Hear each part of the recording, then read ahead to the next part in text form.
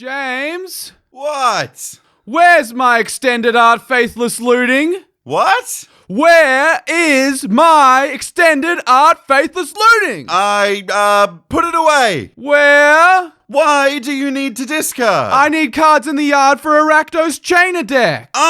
Don't you think about building a new reanimator deck? You've been planning to disassemble your Merrin deck for 2 months. This deck will be better. My wallet will be better. You tell me where my faithless looting is, James. We are talking about the greater good. Greater good? Greater good discards 3 cards. That's the greatest good you're ever gonna get.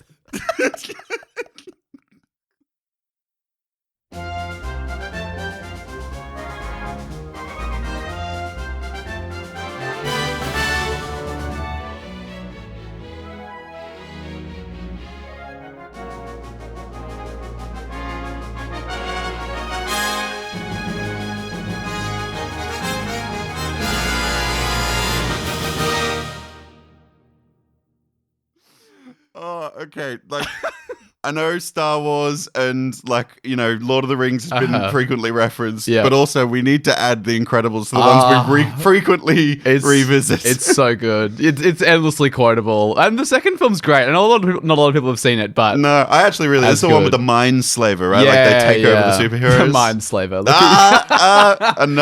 Another good reference. Well, the Screen Slaver was what they call it. Yeah, the Screen Slaver. In magic mode. If another skit comes up coming soon where we reference the Mind Incredibles Slaver, 2, you'll know who it was. Maybe they're just all big magic fans.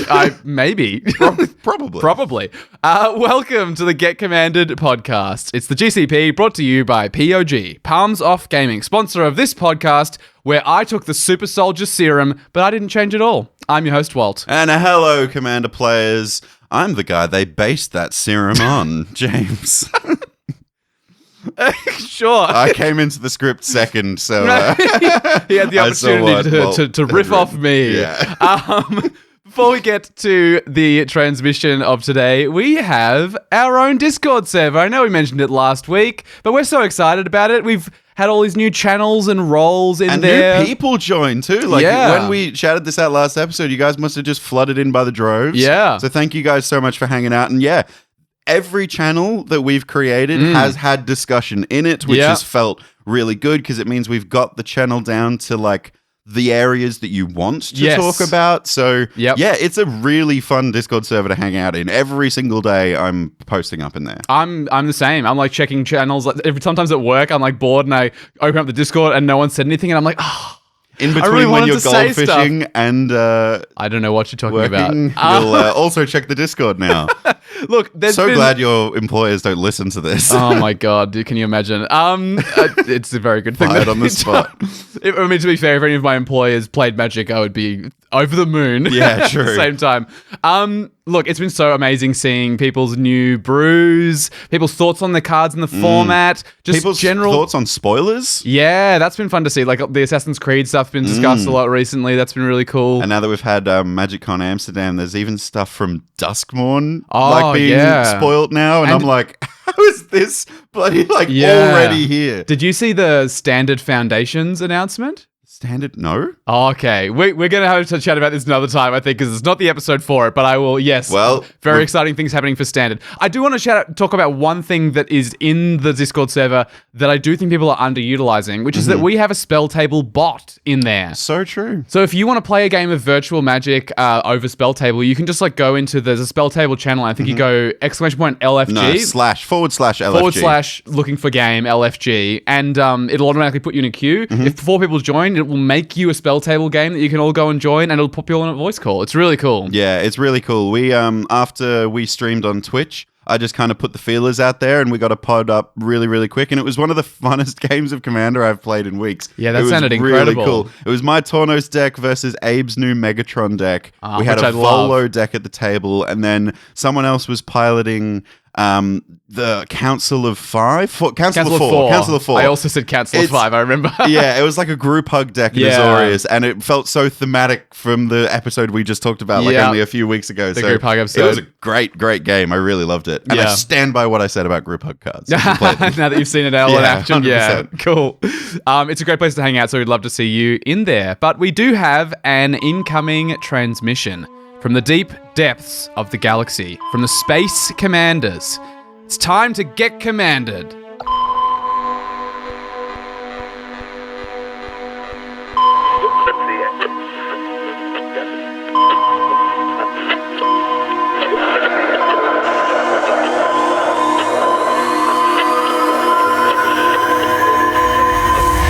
Every Commander player has several superpowers and weaknesses. Players can evolve by growing their strengths and trying to defeat their Kryptonite. Is it a bird? Is it a plane? No, it's sweaty MTG nerds. We were all thinking it. Flying through the sky, saving those... I don't know what's the stereotype. They're saving... No, they're not saving money. I was going to say saving money. Saving money. They're definitely not doing saving that. money. No, they are saving the world from capital. No, we're really engaging in capitalism. Saving the deodorant business. Yeah. And, you know, terrifying criminals on the street. No, not criminals, just single females that come into LGSs. People. People. They're terrifying people. Terrifying people. That's what we're good at, folks, as MTG sweaty nerds. Okay, we nail it. Let's move straight past that. So, superpowers. Every Commander player has superpowers. Do we agree with that? I think I agree with that. I think so. I mean, like, I think that any game that you play that's complex enough, you're good at certain things. Right? Yeah, and right. I think that's what the Space Commanders are referring to by superpowers. Like, specific parts of the game that we're very, very good at. I mean, I think like even just people in general, right? Like if you think about like the average person, I think you would sort of go like, oh, there's probably things you're not so good at, and then there's be some things you're pretty great at, you know? Like, and we see the people in our workplace and stuff. Like, it makes sense that the same thing is true of Commander for sure. Yeah, like 100%. Like, you know, one of my colleagues the other day like was handling a spreadsheet one-handed on a keyboard, and I was like, he's doing like quick shortcuts on Excel with one hand. Yeah. I'm like, you are some kind of demon. People using Excel properly looks like witchcraft. It does. It straight up looks like magic. It's like you fully fabricated this, and that's clearly a weakness of mine. Yeah. Like, you know, like it's one and of these. Yeah, it's part of this like balance. Like, you are really good at some things, not so great at others. Yeah, and I think that's what they're talking about, right? Because they're talking about superpowers and also kryptonite, so weaknesses. So I think we should be the guinea pigs. I think we should test this. So I think we should... Okay, there's a boring way of doing this, which would be each of us being like, this is what my superpowers are, this is what my kryptonite is. I think it would be way more interesting if I nominate the things that I think you are really good at, and then you do the same for me, and then I'll do the same for weaknesses. Sure, I like it. I was about to say, I feel like if we're about to go down talking about how great we are in superpowers, it's going to feel a little bit Homelander from The Boys, and I kind of don't want to go down that route. No. I'd rather do like, you know, Tobey Maguire Spider-Man. That's the kind of superpower I want to be MJ, existing. You're the hero. Look, I do want to point to the language that the Space Commanders used, because they said in regards to superpowers and kryptonite that we're going to try and grow our strengths, firstly. So, interestingly, we're going to find ways to make ourselves even stronger in the areas that we're already stronger in. And kind of lean into it, leverage it a bit more. I think this is a common misconception, and I forget, one of my university people told me this. Maybe it was in English or psychology or something, but they were talking about the idea that there's this misconception that the way to become a better person is by improving your weaknesses, like to find your weaknesses and get rid of those. And to become like a perfect person. Like, the idea is that to be a good person, you need no weaknesses. Yeah, and they were sort of like pushing against this idea and being like, actually, it's equally valid to look at the things you're really good at and focus on improving those things as much as you can. Like, if you think about an Olympic diver, they're not going to... Whoa. Give me a second. Nice. Okay, I've got the image in my head. Okay, for the sake of your focus, a clothed Olympic diver. Okay, you boring. Checked out of the conversation.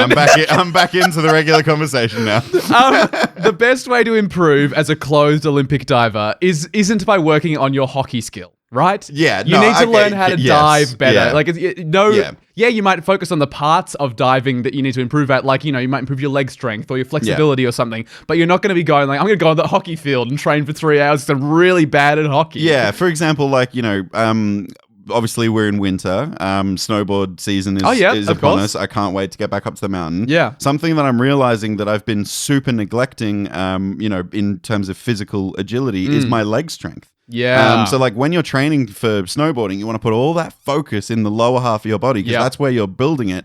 A bit of in the core. It does not matter if you work out your arms or not as a snowboarder, believe it or not. You're not going to use them. Just there for counterbalance. Yeah. That's literally it. If anything, you don't want them to be too heavy or you might throw your balance out. You don't want to be like jacked shoulders and stuff. You'll throw yourself straight off the edge of the cliff. Yeah.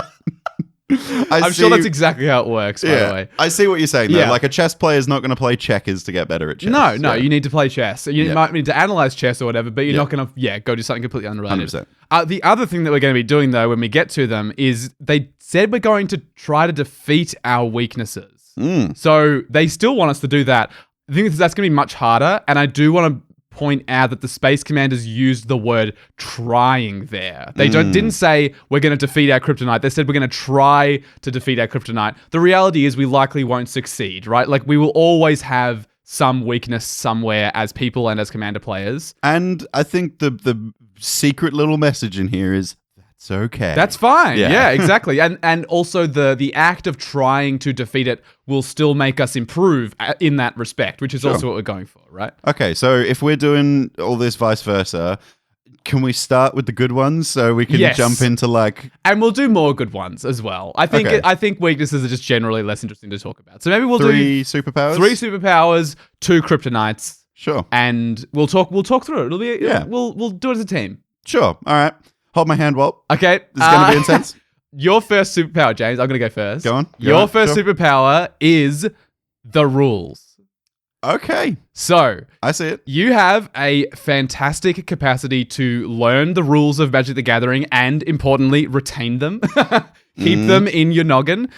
James takes a quick look at a very complicated board state and he can tell you kind of exactly what is really happening. You know, someone will be like, oh, this thing is happening over here. And he'll be like, whoa. What about this Ristic study? Have we been keeping track of the triggers over here? Or like someone's like, oh my God, I have this Teferi's Ageless Insight.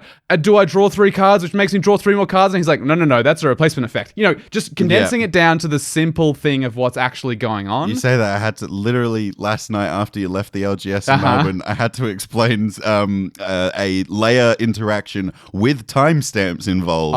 I don't look. That was fun. Once you get into that territory, you could be doing witchcraft. You could be pulling things in and out of the aether, and I'd be going, sure, that's probably how it works. Yep. You can tell me the basic land is fucking made of like cheese, and I'd be like, yeah, okay. Yep.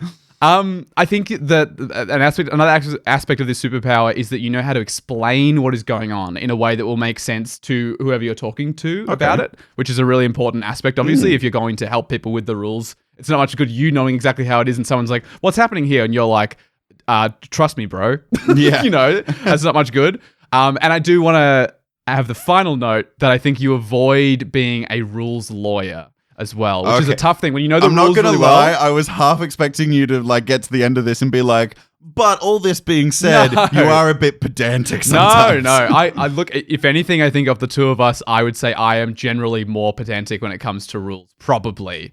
In terms of enforcing them on other people at the table. Yeah, to be the table police, as it were. Yeah. And I think that's probably something I could improve on. Maybe we'll go into that later. Yeah. But I think you strike a good line of being like, whoa, if something's fully wrong, being like, whoa, hold on, let's play it out like this, which is how it actually works. I'll get my Infinity tokens out, represent the stack. You're not like seeing someone draw a card and be like, oh, actually that happens after you're like, you're not like... Oh, you didn't untap first. Yeah.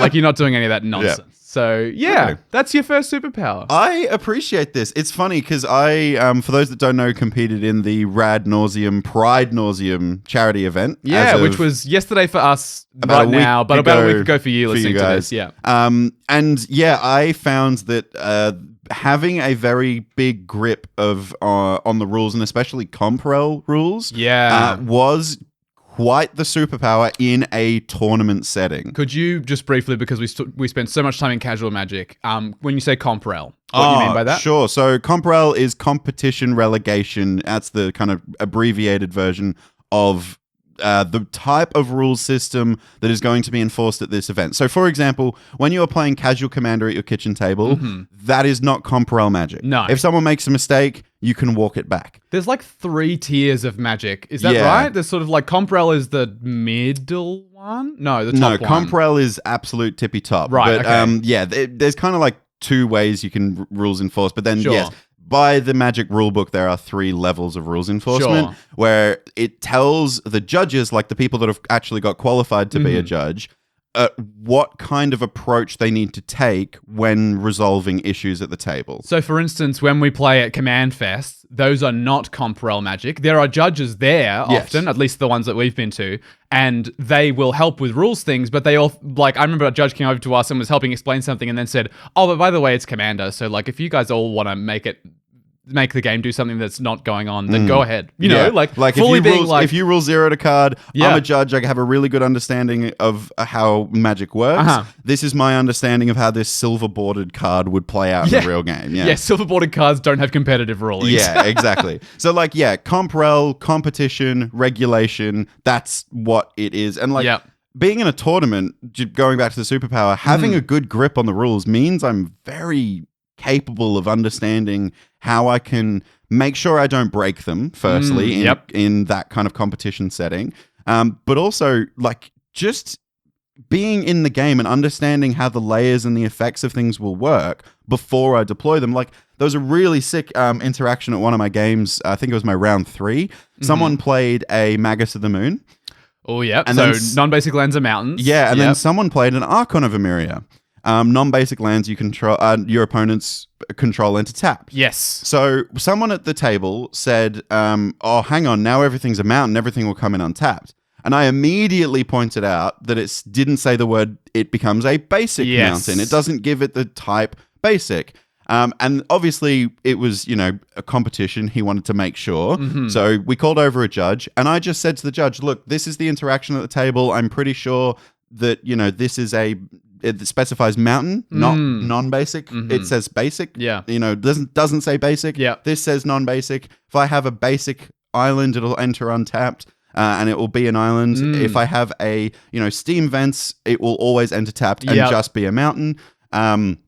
So yeah, we were talking about this. I kind of laid it out and the judge just went, yes, that's how it works. And I was like, cool, thank you. Sorry, I didn't mean to do your job for a second, but like, yeah. No, that's the power though. I think I want to point out as well that just for those of you out there, not everyone, you've read the rules document, you were going through the judge academy to become a judge. Yes. Like, not everyone's going to be on that level. Just having a rudimentary understanding of certain aspects of the rules, layers I won't say, go into layers, but knowing what's a trigger, what's a replacement effect, we've talked about this on the podcast before, will mean that if you do need to get a judge involved in something that you're asking, you'll know how to ask it as well. There's a way of phrasing something where it's like, so for instance, in our Ask a Judge channel of our Discord server, we say, one of the things that's suggested in the pinned rules is if you can, say what you think will happen based on your understanding of the rules. So in this case, right, you did that. You were like, so my understanding of the board state right now is because of Archon of Emeria and of Magus of the Moon, my steam vents will enter tapped and my basic island will enter untapped. Is that right? That also gives the judge the opportunity to go,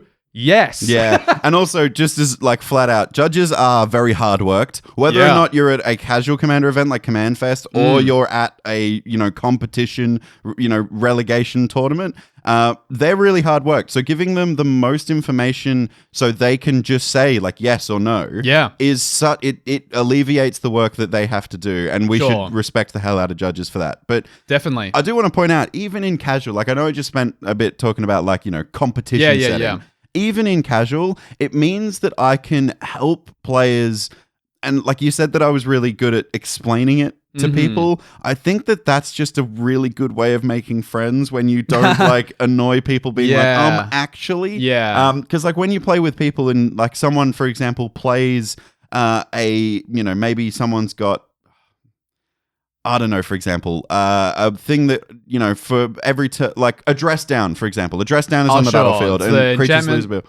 You flash in and it's on a turn, well, you sack it in the end step. Yes. Creatures have no abilities. Creatures have no abilities. Yeah. So someone casts a dress down in your upkeep. Yeah. So, and then you go to your turn. Then someone goes, oh, okay, all my creatures don't have abilities. but I'll put a dockside on the stack because then when it enters, it'll trigger and then lose all its abilities. In that situation, that actually, by the rules, doesn't happen. Dockside will have no abilities when it enters, so nothing not will clawing happen. its triggered ability. Yeah.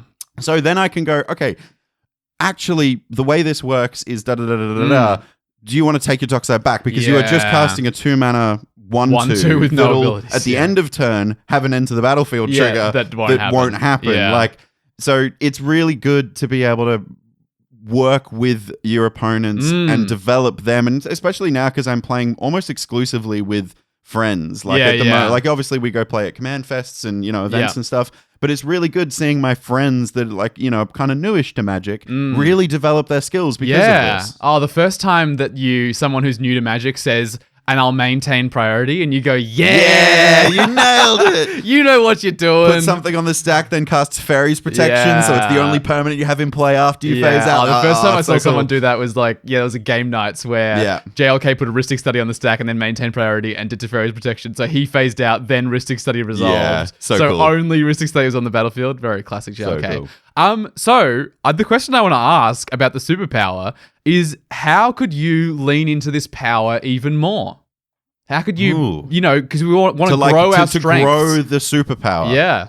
I think weirdly, instead of me using it, I'm putting this on like the game lens of winning more casual games. Okay, right? sure. I think I need to abuse the fact that I know the rules really, really well in my deck building and in my piloting. Sure. So I can do some really tricky shit with that break the rules of Magic. Okay. That can kind of get around my opponent's understanding of the rules. And then obviously it's an opportunity for me to teach how the interaction works. Sure. But I think I can deploy something that's so complicated, it could lead to more game wins. Okay. I mean, I think certainly in CDH that can be a thing, right? Like knowing, understanding when the best time to respond to a player using a Necropotence is, things like that can be, that could be that could be the win. Doing some tricky stuff. I like that. What do you think? Is it do you think it's am I taking the right approach, do you think, here of trying to win games? I mean, I think it depends on which aspect of the power you want to grow. I think that in terms of I want to use the rules better, absolutely, that's the way to grow that.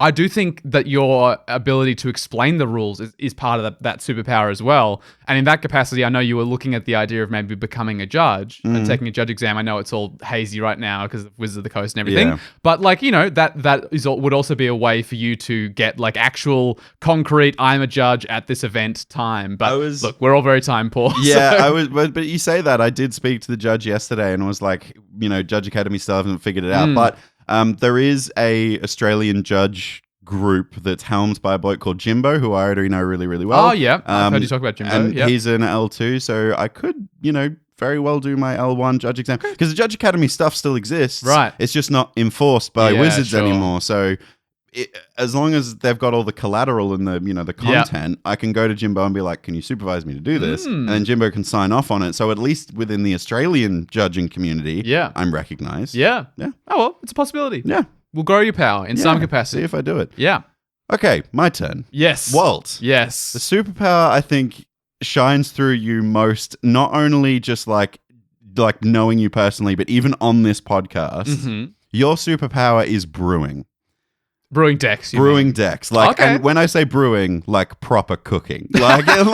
Cooking with spices and sweet, salty flavors, everything nice, and making a fucking gourmet meal out of random shit you found in your cupboard.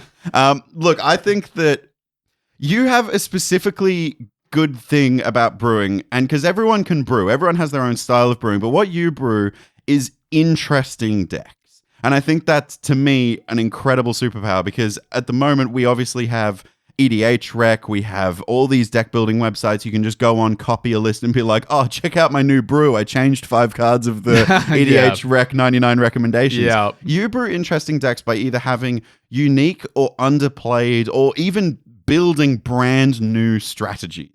So some decks in your past that I think are really good examples of this is your Selesnya Golem Artifact deck. It's a fantastic brew. That was with Itch to Keek and Rebek. So Itch to Keek pumping golems every time an artifact goes into the graveyard, and Rebek giving artifacts protection. So you basically made a typal deck that's an artifact theme in colors that never play with artifacts. And it was like really cool to see like how that deck worked when you didn't have access to like red and blue in a normal artifact deck. You know what I mean? Chroma, another incredible build. We spoke about this just last week, I think. We were talking about decks that I've disassembled recently. But yeah, that was my weird polymorph Boros. I mean, it got disassembled, but you, like we said, I think in the last week's episode, it was one of 2 decks on EDH Rec at the time with those 2 commanders, Kruk and a Chroma. So like, you cannot get much more interesting than being one of 2 people in the entire world that have built that commander pairing, and specifically with that strategy as well. Because like, you know, you look at Kruk and you're like, immediate spell slinger. You looked at it and went, Mirrorwing Dragon. Like, or Zada, Hedron Grinder. No one was thinking that, dude. No one was thinking that. So like, again, like obviously, like I was just saying with Kruk, commander choice is something that you're always really interesting going about. Like, for example, using Ve Victus as a goblin type deck commander, trying to like flick through permanents. Catilda and Lear being your spell slinger choice, being like, okay, there's a creature type that matters now, and including something different in your deck building, or just simply by including interesting cards in the 99. I mean, you have an entire deck called the Thursday Incarnate deck, which is just cards that you find particularly interesting, underplayed, and you write about them every single week in our Discord. Merrin also, like Merrin is a very like, you know, long-standing commander. People build her by the book. You went about it very differently. You included Demogoth Titan and Secret Commander, Golgari Lick Lord, that kind of thing. I think you're specifically good at brewing interesting decks, but also brewing at particular power levels is something that you're very good at. I often, very often, will brew a deck and then print it and print it, or, you know, buy the singles order and start playing. And then all of a sudden you go, holy shit, James, you've built another like high-powered deck. I think I can't play with this deck frequently. And I'm really aspiring to that, like genuinely really aspiring to it. And when I say you build at lower power levels, I'm not saying you build bad decks. You somehow build at a lower power level, at a more casual table that still has consistency within the deck. So, like, the consistency of what it's doing is there, but the thing that it's doing isn't, you know, incredibly powerful. Yeah, sure. Do you know what I mean? And that's like a super hard skill to build. Like, I aspire to be so much more like you. This is a superpower I'm jealous of in you, for sure.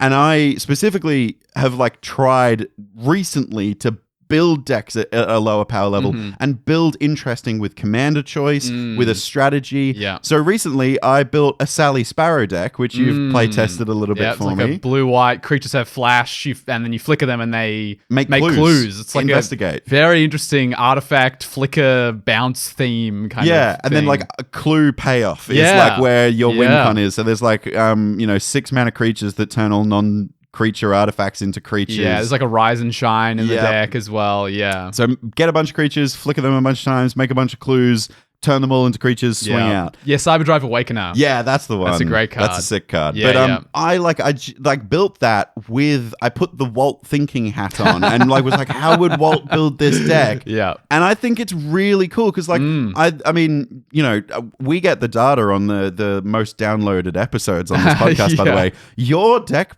episode where we walked through every single one of your decks, all Walt's decks, is one of our most highest downloaded episodes of all time. So clearly people are really interested in what you have to say around deck weird building stuff. Well, I appreciate that, man. I feel bad. You really went in on that superpower. I think it's great. I could talk about this for hours. Well, I think you're really amazing at brewing. I appreciate it. I really appreciate it. Yeah, look, it's something that I just love doing, and I think I would probably say I've built more decks than you in total Full overall. Stop. Yeah, overall, I'd have to say so. Yeah. Well, I've chundered through a couple of CDH decks recently, but like I don't think it's like a massive margin, but I would say that casual decks probably. Casual decks, I would say you've probably built maybe 10 or more than me. Yeah. Especially like if you include decks that you've built but not bought singles for and put together, yes, which then I've done you are a lot of recently. miles ahead of me for sure. Oh, look, it's an aspect of the game that I just enjoy so much. I think this is the thing, is like, it's so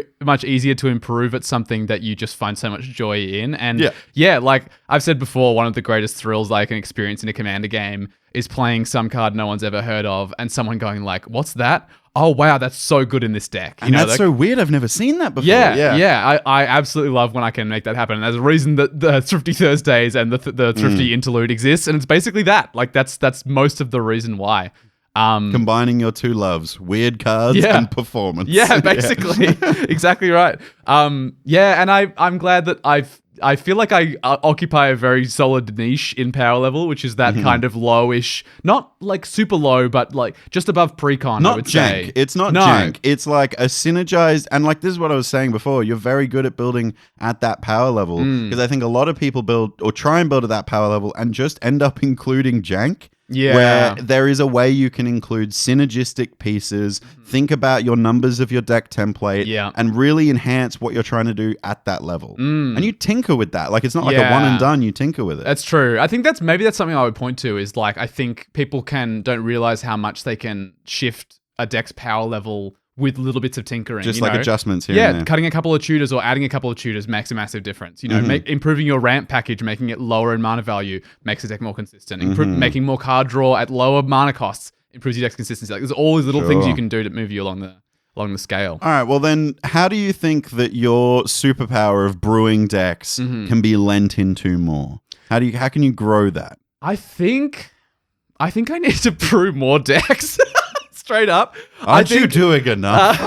I think like, it's tough. The decks in my collection right now, I'm really attached to. Some of them I've had for a really long time, but I just the other day disassembled my Reese the Redeemed deck, or kind of disassembled. I took a bunch of cards out and changed the commander to Rith the Awakener, added a bunch of red cards. You saw this for the first time just the other day. It pops off. Yeah, it's a sick deck, and it really like reinvigorated. Like, it's got all my favorite cards from my Reese deck in it, which was a bit of a pet project of yours for a while. And it kind of just didn't work in many ways. And like, I would always like log in. Sometimes I look at my decks and I look at the average mana value. Reese was like almost at 4, and I was like, it was just so high because of the way that deck wanted to be played. And anyway, like I've basically given that Reese deck a new life by making it a Rith the Awakener deck. Like, it's let me keep all these cool cards and synergies and strategies that I found in my Reese deck, but make them more consistent, more interesting. Now I've got an Impact Tremors in there. It's a much more consistent deck with There's lots a win condition. The win conditions are really solid now. Yep. I think I need to maybe look at some of my decks and be like, okay, like, yes, I like this deck. I think it's cool that I built it all that time ago. But actually, I've improved so much as a deck builder now that I could disassemble this and make something new, and I'm going to enjoy that new thing way more than the thing I had before. Maybe, look, I think that when you say you need to build more decks, I think you potentially don't need to build more decks, is that I think you need to build more Rith decks. Yeah. I think sometimes that you're such a good brewer, you brew everything and anything. And sometimes you'll brew something, and like, we spoke about it a while ago, but you built this mono blue Flyers deck, this Donald deck. Donald Herald of Wings, yeah. And you were like, nah, don't like it. The play pattern that it's doing, it's like copying stuff is like, I don't want to do that. I think that the way you grow your power more is you just build and brew the decks that you want to brew and build. Sure. So then when you build those, you use your superpower to its fullest advantage, and you get really excited about it, and then you end up with more decks like Rith the Awakener. Yeah, sure. Yeah, cool. Yeah. That makes sense to me. Let's go to another power of yours, James. Okay. I'm tired of this all this talk about me. Blowing smoke up your ass. Yeah. This one will come as no surprise to anyone who's played Paper Magic with you. Your second superpower is politics. Yeah. Wow, I've noticed a theme. It's all language and words. It's superpower. It's maybe that's it. your main power or something. It's like it's language, man. Stop that right now, or I'll be angry. Angry. That's just the word I would have used.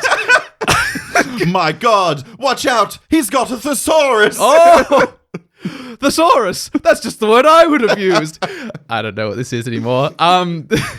I want a First issue costume of the- design for Language Man. Language Man. We're calling Theo right now. Just a big L on a bandana on his head. He's taken the L. Look, James has the power to convince people to do things. What's better than Swords to Plowshares for 1 card and 1 white mana? Swords to Plowshares for 0 cards and 0 mana because someone else cast it and James convinced them to. I'm not even playing white. That's the power, really. To cast Swords for Plowshares in your Golgari deck. Breaking the rules of Commander. Look, James is very good, I would say, at recognizing what a player wants or needs at a given time and offering them that in exchange for something much, much more valuable to himself. So a James classic here. I won't remove your commander right now if you attack Walt next turn. Oh, I do like that. This is like a juicy James deal. So in this scenario, right, if you take this deal, James gets to keep his removal spell that he almost certainly was going to use on something else anyway. And Walt takes a bunch of damage, which is James's favorite thing to do. It's a win-win-win for James, basically. He keeps you're his removal revealing spell. all my secrets again on a podcast. But it's a power. It's a superpower. And you know Sure. what? I'll point this one out and then you'll find a new way to word this deal and they won't even recognize it anymore. You know what I mean? Yeah, okay, fair enough. I think an aspect of this is that you have a really great ability to recognize an opportunity for politics. And Okay. Because not every moment in a game is an opportunity to politic, right? Sometimes it's actually actively bad to try and politic in certain situations. You've said to me before that one of the things you've tried to improve at politics, I think even in CDH maybe we were talking about, was trying to shut up a bit. Learning when to be quiet is Yeah. a skill that I've learned recently. Yeah, I think since that episode where we were talking about it, I was fly like under the radar a little bit. very sometimes. much like sometimes it's just best to like genuinely lean back in your chair. Yeah. And do you know that Homer Simpson fading into the bushes kind of meme? Just like slowly walk backwards and disappear into the night. That's his superpower, really, is disappearing into a shrub. Yeah.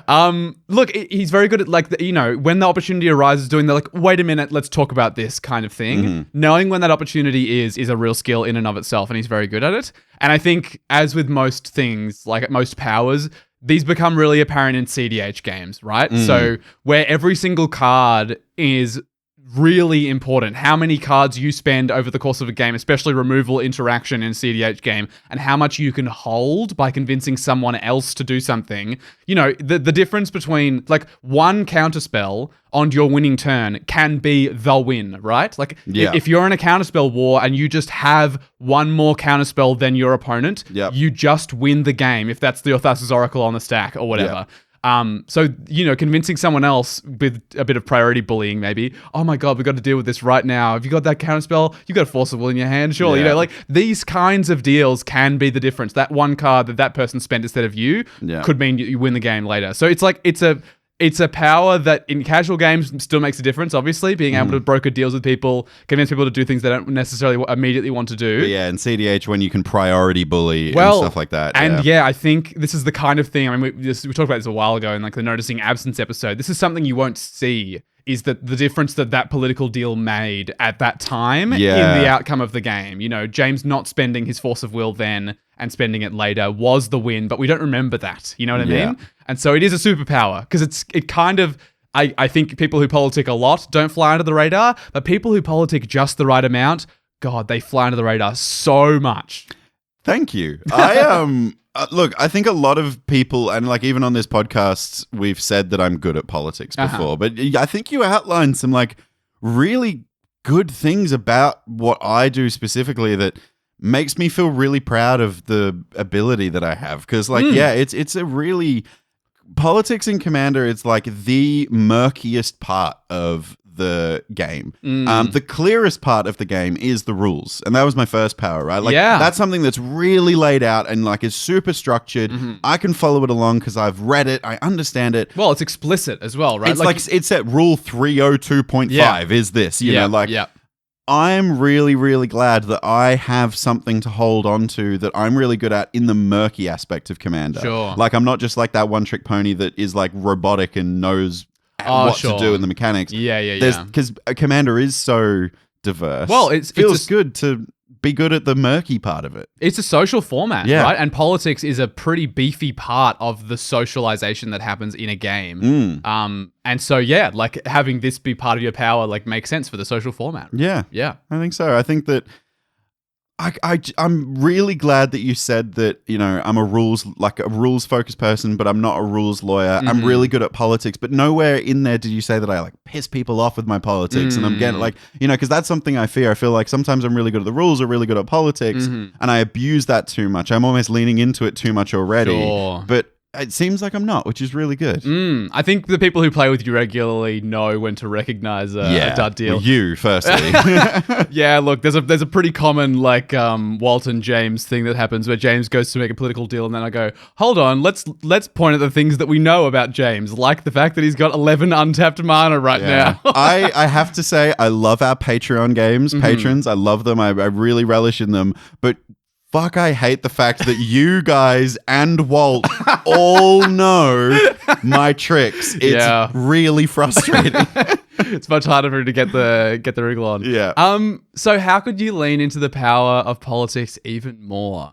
Good question. I think that you know how I said a while ago that I need to shut up? Yeah. I think recently I've probably taken that one step too far. Sure. And I think I've like really leant back and slipped into the bushes too often. And I've like even got to the end of games and I was like, I was probably going to try and ask you to do this, and this, and that point. And my opponent was like, I probably would have done that. Yeah. Like I probably, because I lost the game as well. Yeah. But if you made me do that, you probably would have won and Walt wouldn't have won. So like, I feel like I might be not I just genuinely haven't used my language powers enough recently. Maybe this is the thing, is that like, I think maybe you got to kind of like, quote, use the power for good a little bit of like, I see it. Like, you know, you have a gift. Yeah. Use it to save the world. Yeah, but James. straight up, you know, I think like, I don't think you should let go of the part of the politics that means that you win games. Like that's a skill and that's a valid part of your commander strategy. That's totally fair. But yeah, maybe you need to find ways to make it so that the deals that you make with people are so enticing because you legitimately offer them like something. It's a bit of a personal thing. Like I'm putting myself down on the line a little bit. Yeah, maybe. It's good for them and good for me. Yeah. And good for the game, I think, as well. Like making politics deals that make the game fun and interesting. Like, for example, in a game yesterday, I played, not to brag or anything, but I did play with the winner of the CEDH tournament directly. I played a casual game, and he piloted my deck as well. Okay. And he was piloting my Savine deck, right? Oh, sure. And he was like, hey, Jet, and he knew I liked politics. Yes. So on his turn, he saw that I had Transmogrifying Wand, which is repeatable removal, is all you need to know. It's an artifact that taps and blows something up every turn. But he was like, hey, James, I really need Savine to stick around. Would you like to talk about a politics deal? And I was like, yes, I would. And I think that that's the kind of politics deals that I want to engage in when it makes the game fun, more fun than it needs to be. Like, he got to keep his thing and do a thing, and I got to engage in politics and kind of affect the table in a different way because now my removal can go to other threats. Yeah. And I still have a gun to his head, like, you know, kind of metaphorically with the Transmogrifying one. Yeah. So it's like, just introducing that deal was enough for the game to be more fun. It was sort of an everybody wins kind of scenario. Everybody wins, and everyone's deck gets to do the thing. Yeah. I like that. I like that a lot. All right. I know we were just talking about politics.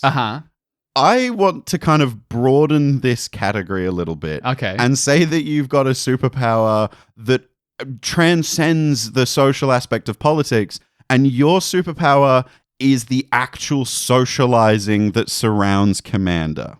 Okay. But hold on with me for a second here, because like obviously politics is a very specific skill, and it's a specific part of the social aspect of Commander, right? I'm saying your superpower is the actual socializing with your friends, with strangers, with people that you care about around the game. For example, you will always make sure in every game of Commander that you play, even at CEDH tables, you'll be like, oh, can everyone introduce their commanders? You'll make sure an effective rule 0 happens. Yeah. So even in CEDH games, you're like, what commander are you playing? Whereas, you know, that's kind of like, you just care so much about everyone having a fun time that you make sure a good rule zero happens. Yeah.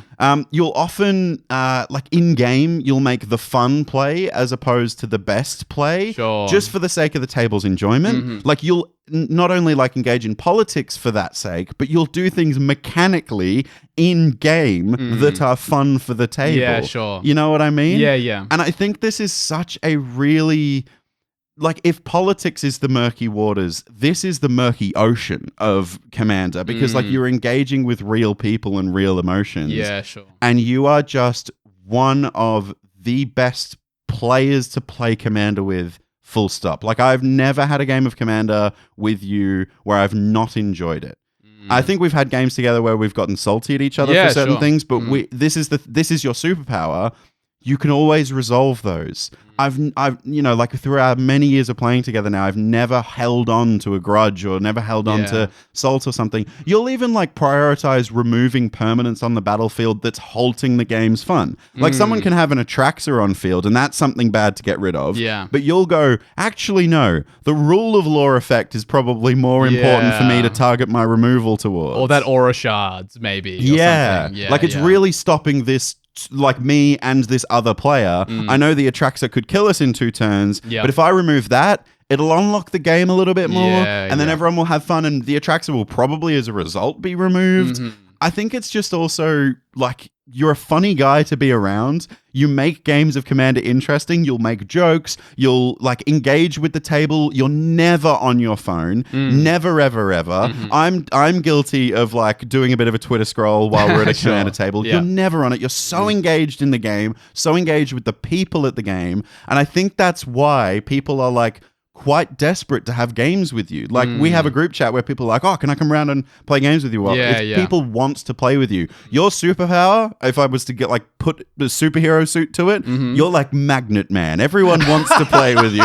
You're like bringing everyone together. That's my superpower to you. I like that. That's cool. I like that, especially like Magnet Man, because that to me is like a coming together of people as well. You know, you are the gathering of the magic of gathering. That's sweet. No, I really appreciate that. It's funny. I think, you know, as someone who at different times is struggling with social anxiety, you kind of assume. We always assume people can, like, basically hear the thoughts in our head, right? And so if I'm struggling with a social interaction, you know, my head is going like, this is going really poorly. Everyone thinks you look silly, right? And the reality is, and I get the same, you know, when I perform, sometimes I get off stage and I'll go, man, I really felt off that night. And it's like only my other cast members being like, no, you were fine. That you're like, oh, that's right. If I'm struggling a bit in a scene, no one sees that. No, you know? We can't see into your head. No, it's not a thing that happens. And so anyway, it's a relief, I guess, is what I'm saying, to know that, like, me, you know, often persisting through my discomfort sometimes at social interactions and just trying to push through and be like, okay, even though this is tough, I'm going to try and make sure that we have this good Rule Zero conversation and that we all feel like we're on the same page, and that problem threat does get removed. Persisting through that is paying off. That's a real relief to me. I'm glad, because you're very good at it. Thank and you. and I think that, like, as your friend who, you know, we talk about your struggles together. Like, you know, you tell me when you're struggling, and that's a thing that friends do.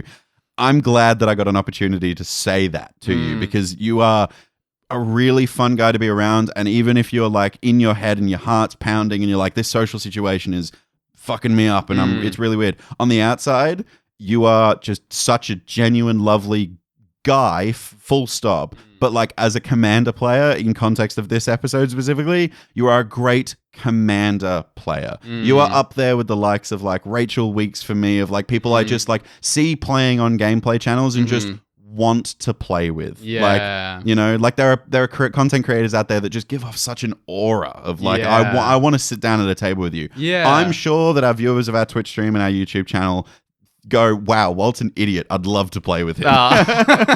Well, that's very sweet. I appreciate that. So how do you think you can leverage this more? This superpower is so broad. Like, you're just, my superpower is basically saying you're a really nice guy. How do you think you can grow it? I don't know if it's growing it, but I do want to point out something that I think is, like, a little bit of a, like, an underrated aspect of this superpower. I think I win games because people are like, I like that guy. Yes, I 100% all the time. Yes. Oh my god. People are like, I don't want to remove Walt's Yes. Barbara Saga. Oh my God. He's doing silly, weird shit with it. I can't believe I missed the aspect of this is the reason why you win so many games. Like, and just like genuinely, like, because like this is the thing, right? You point out my ability to politic in games, in games a lot of the time, and people are like, oh yeah, no, you're totally right. I shouldn't politic with James. And then I'm just like, wait, don't like to talk. And then I seem like that creepy salesman following them out of the car dealership. Like, no, I have a 2004 Toyota Yaris to sell you. Like, but you are just you give off such an aura that people don't politic with you. They just go, no, Walt's fine. No, I'm not. Look over at Walt's board. Nothing scary about it. I was looking at my game log the other day and I saw that there's like a stretch of wins that I've had on stream, and it's very often with like aristocracy kind of decks.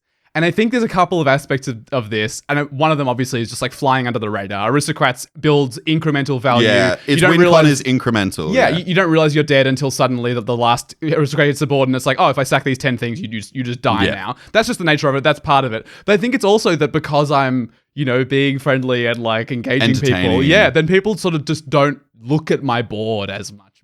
I don't know. You're a bit like that clown, the rodeo clown for the bull. Yeah. you're the one running around going, look at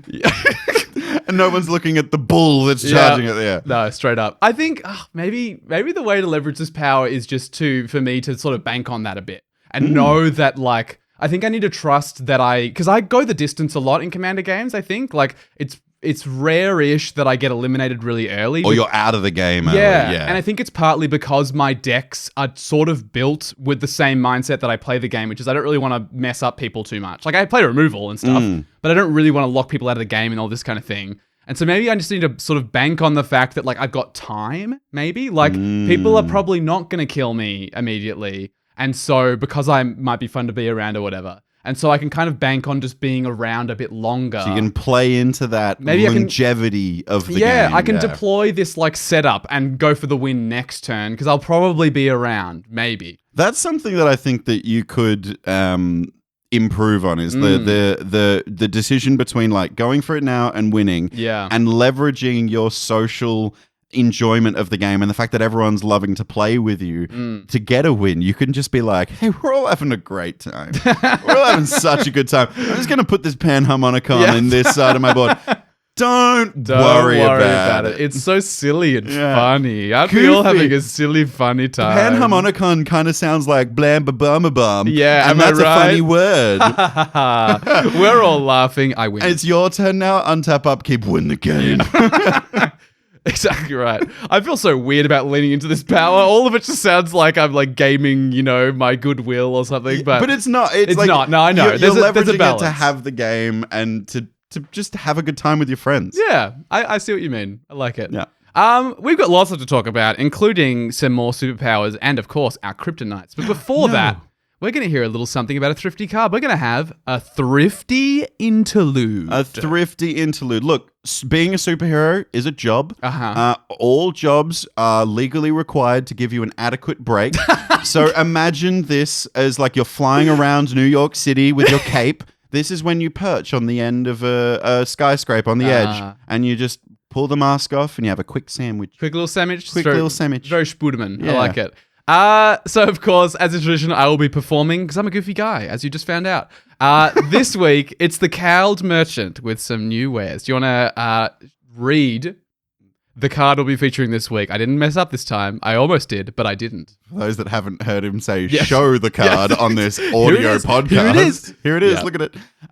This week's Thrifty Interlude card is Squirming Emergence. For 1 black and a green, you get a sorcery with Fathomless Descent. What does that mean? Great question. No one knows because there was so many descent and descended and all those kind of things in this set, but I'll read it for you so you understand. Return to the battlefield target non-land permanent card in your graveyard with mana value less than or equal to the number of permanent cards in your graveyard.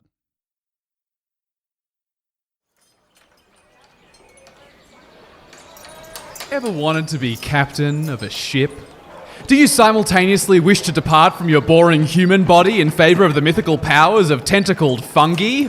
Me neither. Do it anyway. Requisition a skeleton and use it for your own nefarious purposes, but this time not like Putin. I'll tell you a little secret. Putin does have some fungi growing inside him. It's athlete's foot. How do you suppose that ended up inside his body? This reminds me vividly of the time my father told me to stop telling stories about people, and I told him that my stories become true, and I will tell everyone about his pirate hat-shaped belly button. Now that it's pirate hat-shaped, maybe he'll get taken over by some fungi, and I can call Putin via my father's fungi phone. Get budgeted.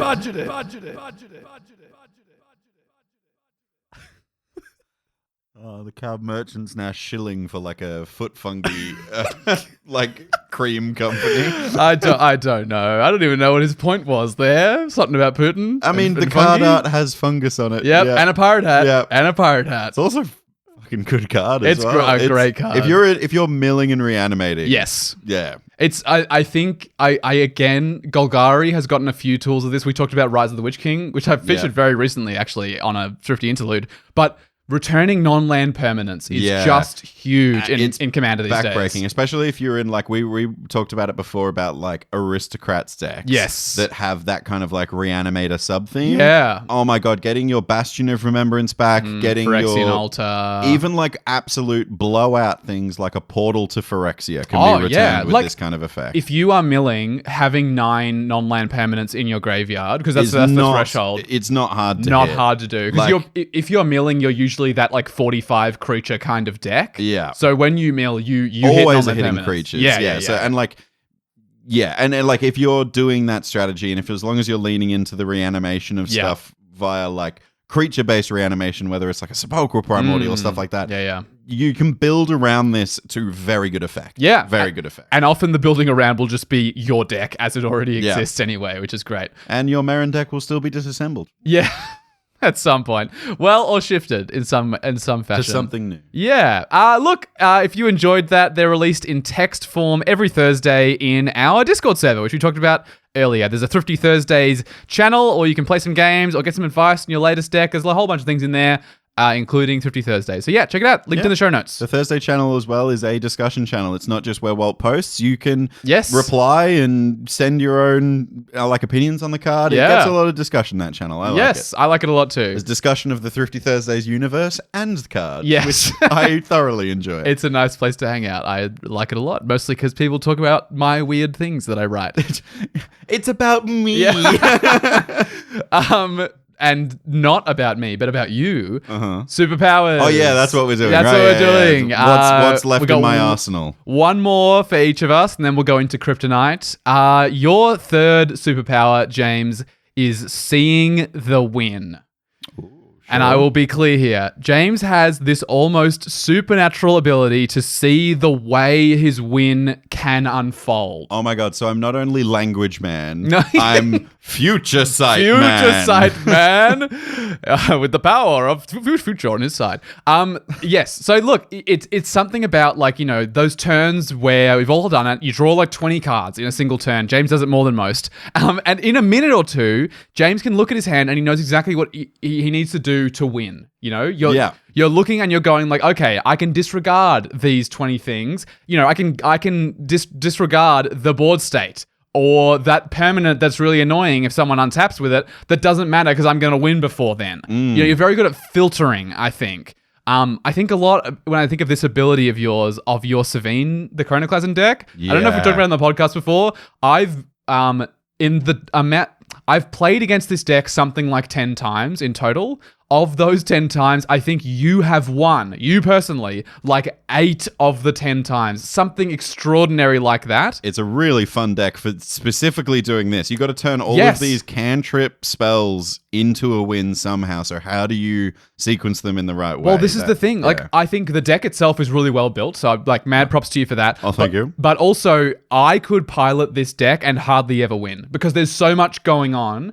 And I would look at my hand and go like, oh, there's this line, or I guess there's this line, or I could deploy this and next turn maybe go for something. And you can somehow look at all this information and look, to be fair, they're all your favorite cards, spell slinging, cantripping, this kind of thing. But you look at this hand and you go, no, I know what my win looks like. And it looks something like this. Again, I think this skill is really clear in CEDH, especially if we look at you piloting your baby, your Niv Mizzet Perun deck. Yep. You just always seem to have one more counterspell. It's something about timing. It's something about knowing what turn your win is likely to happen, how far someone else might be away from winning. Sure. It's seeing the win is the big broad category I'm calling it, because it's like looking at all this information, right? Everything in your hand, everything in your graveyard, everything on the board state, everything your opponents are doing, life totals, and going, okay, I see it. My win looks like this, and then you just go for it, you know? Can I say this is the first superpower that I think I enjoy using, like, so much. Like, I enjoy politicking, but like sometimes, like, you know, like I said recently, I've like backed off it a little Sure. bit. The rules is not something I actually like. I don't revel in knowing the rules. I don't. Sure. No one enjoys reading the comprehensive rules document of Magic the Gathering. Some you know people what I mean? enjoy knowing it and being able to talk about it like you do. Yeah, but it's like using the superpowers like is not it's not fun. But like Yeah. the way I can describe what it feels like when I do this, when I draw 20 cards and go, right, how do I win from here? You've seen Stephen Moffat's Sherlock, right? The BBC one. Bits and pieces. Yeah, yes. bits and pieces. There's like a thing that Moffat included into Sherlock's world where he goes into what he calls his mind palette. Which, by the way, is a real psychological Yes. thing. Yes. That people can compartmentalize information by imagining a real or constructed physical place In their mind. and sorting through information. It's a way that, like, you know, that person who knows like 300 digits of pi, if you talk about it, he's going like, oh, I know that there's the first 6 numbers are my favorite baseball players and what numbers they were. And then it's like the year that President Roosevelt was elected, and that's 1972, 01, 07 or Yeah, something yeah. like, you know, this is the way that he's doing it. It's in all the Mind mnemonics Palace. and all that kind of stuff, but Yeah. it's like, this Mind Palace is like, you imagine yourself in, like, a lot of people when they do Mind Palace stuff, they imagine it as their own house. So that way it's something they already are incredibly familiar with, Yes. and they put information in particular rooms. Yeah. So like, if they were remembering the Magic rules and in their house, they go, right, everything to do with replacement effects is in my bathroom. Yes. So when I go into my bathroom and I open the top drawer, that's going to show me all the information I have about layering replacement effects and all this kind of stuff. And you use shorthand, right? So if you Yeah. know there's a hairdryer in the top thing, then you might know like, oh, hairdryer, hot. Something about HOT, you know, and then like that's how you remember mnemonics something. and it all Yeah, ties yeah. in together. But it's like so when I have this, the way that was represented on screen in that Sherlock series is kind of how I feel. Right. I feel like this moment of pure bliss of like, I have all the time in the world. Time pauses for me. Yeah. And I can just piece it all together. And it's like genuinely such a rush. Like I get out of it. And like, I don't know if you've ever seen this, if you've not played with me before, but there are moments in games where I just stop talking, look down, and go into the tank. Everyone does this. James has a tank mode that is more visible than most other people because you're tapping and untapping things, you're flicking through your hand, you're pointing at things, you're looking up things on your phone. Like there's a real like James in the tank, and it's because it's so different from your default commander mode of banter and like politicking. Chill out and like then very suddenly, like, animated. it's like everything comes into focus, and yeah. And I love it. I really, really love being in that mode. Yeah. Like, if anything, like, I think I should play, if we're talking about how I could grow it. Yeah. I actually weirdly think I should maybe start playing 60 card Magic more. Yeah. Because I think that, like, when, like, you've seen me play Pauper before. Like, when we were playing Pauper a lot, which sadly we don't get to do anymore, I used to pilot a lot of control decks and a lot of decks that had, like, a real, like, synergistic or a real, like, tightrope walk of a, you know, line to make sure that they play it in the right way, because you only win if you pilot it correctly. There's no way of like coming back from. There was Do you a know what I mean? timing thing of being like, okay, I can give this creature Undying, which is my Gary, and then I can sack it, but before I sack it, I need to village rights, there's other things so I can draw. Like there was like a sequence of things that had to occur. Yeah, and even with like my Fey deck, like the control aspect of it, it's like I really need to understand my opponent's game plan to dismantle that first so I can then deploy my, you know, Crimson Fleet Commodore and all that kind of stuff. So like it's this like real tightrope walking. So the entire time I was playing that 60 card Magic, I was in that zone. That like that, you know, I think Well, because like we talked about the Mind Palace, this is a thing that athletes refer to as the zone. Yes. Like when they are so dialed in to whatever sport they're playing, they are in the zone. That's where that phrase comes from. Yeah. In improv performance, actually, my teacher said that in the improv group that he was in for a long time, which is how he developed his practice with all those people, born in a taxi, they would a mode where if they were all kind of in the zone, they called it being on the gravy train. On the gravy train. On the gravy train. And they said if you're on the gravy train, you just ride it. You don't need to do very much. You don't have to work. The thing just builds itself. Happens. And a couple of times in ensemble performances that I've done, the particular group of people, the particular just prompts gels. that you have, it just gels and you just feel like you're indestructible. And it's almost effortless, isn't it? Like and it's this beautiful thing where you know what you're doing is fucking incredible. Yeah. Like you know that you're doing such a great performance, or in the Magic sense, you know you're about to win the game as you start going, right, first thing I'll do on my turn is this. The second you start doing that and you go, and then I'll untap this. Yeah. And then this gives me this. Yeah. So I'm going to draw 3 cards here and then da-da-da-da-da. Yeah. Like when you're in that zone, you're like, fuck, I am like going to win now. Like that feeling, but it's like, I've already done it. I'm just enjoying the ride, you know? I'm on the train now. I can just ride it. Yeah. And I feel like to grow it, 60 card Magic, I'm always in that zone, whereas Commander has that like social aspect to it, and I'm not always in the zone or on the gravy train. I think you can grow your skill so much faster in any facet of Magic by playing in 60 card because you spend so much more time in the driver's seat. And so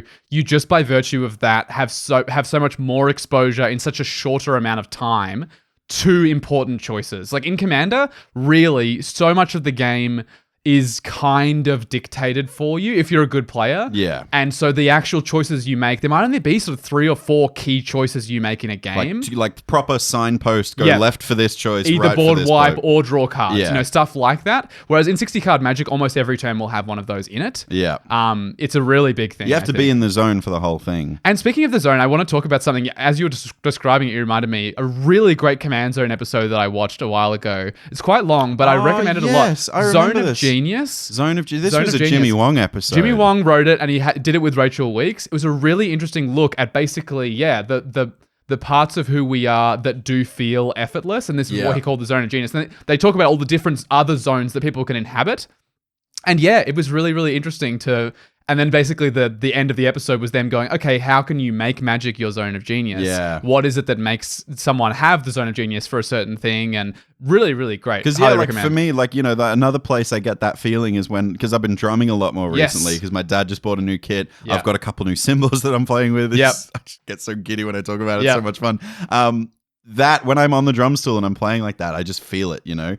It's that zone of like, I'm indestructible. Everything I'm doing is working and I'm not saying it happens every time when I'm on the drum kit, but I think for me to grow this skill of being able to see the win, I want to investigate formats like Modern. Oh, sure. Something I've been actually the Pro Tour as of literally yesterday has just gone live with the new Modern. Yep. Nadu is fucking everywhere. But there is like everywhere else. There is an archetype in Modern that I'm really keen on playing called Ruby Storm. Okay. Uses Ruby Medallion and the new Ralzaret. I forgot that got printed into Modern. Hey, the talismans are all legal now. Well, no. They already were? They already were. The medallions were already there, and it was kind of a meme deck, but now there's the Ral Monsoon Mage. Right, which makes sense as Sorcerer's cost one less. It's like a 2-mana creature, 3-mana creature? But he also flips into a Planeswalker. Like a storm payoff. So there's like actual legs for it to stand on now. So a lot of people have been playing it.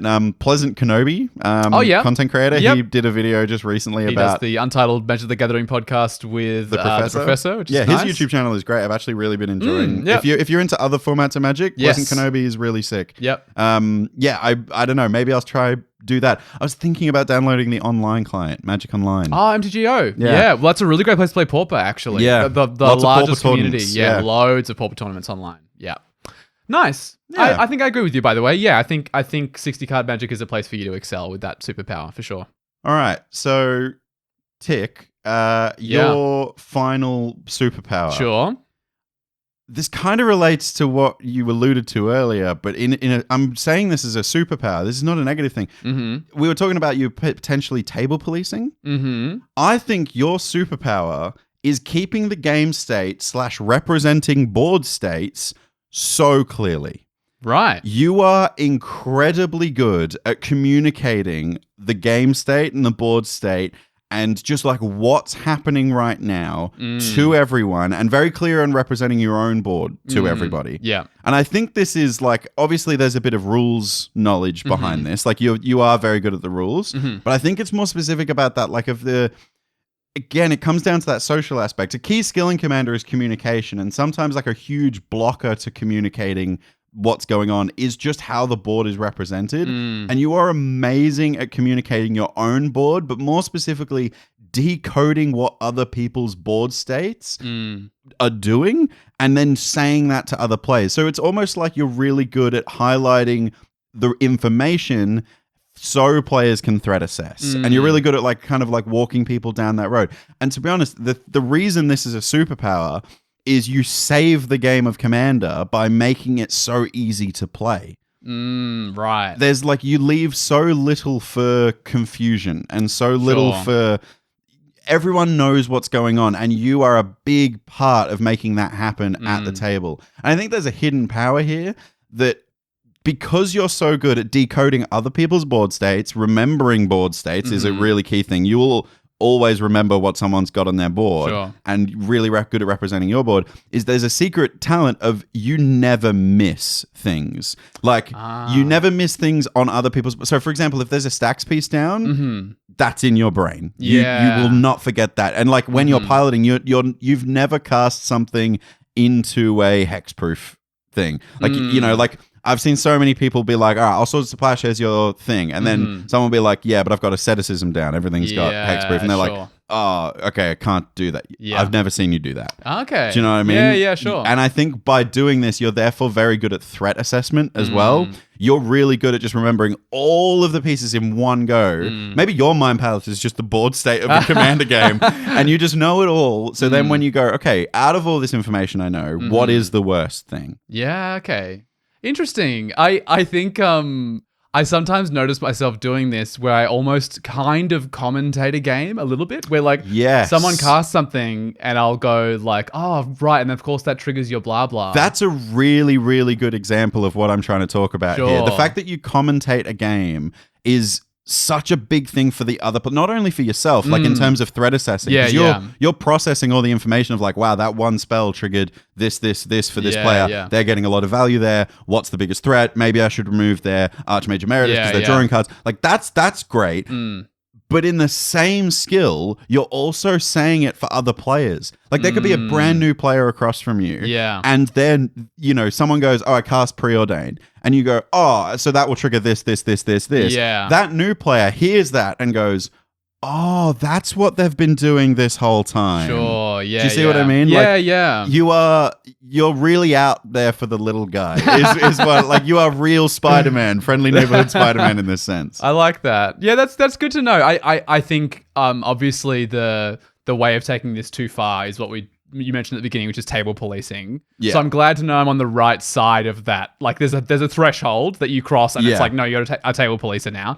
I'm glad to know I'm on the right side of that threshold. That's good. Yeah, something that I think is like really crucial with table policing is the attitude that you take towards it. Because I've even seen you say, oh, do you mind rearranging your board state so you have creatures in the top third, non-land permanents in the second third? That would really make it easier for everyone to read. Yeah. You saying that is so different to be like, your board state's disgusting, bro. Yeah. You've just got a real good attitude towards it, and it makes people feel a lot better. And also, it improves other people at the table. Yeah. Like, you've said it to people at Kitchen Table Magic that we play, and now they almost represent their board state that way all the time. Now, do you know what I mean? And that's because of you. Yeah. Oh, that's cool. That's good to know.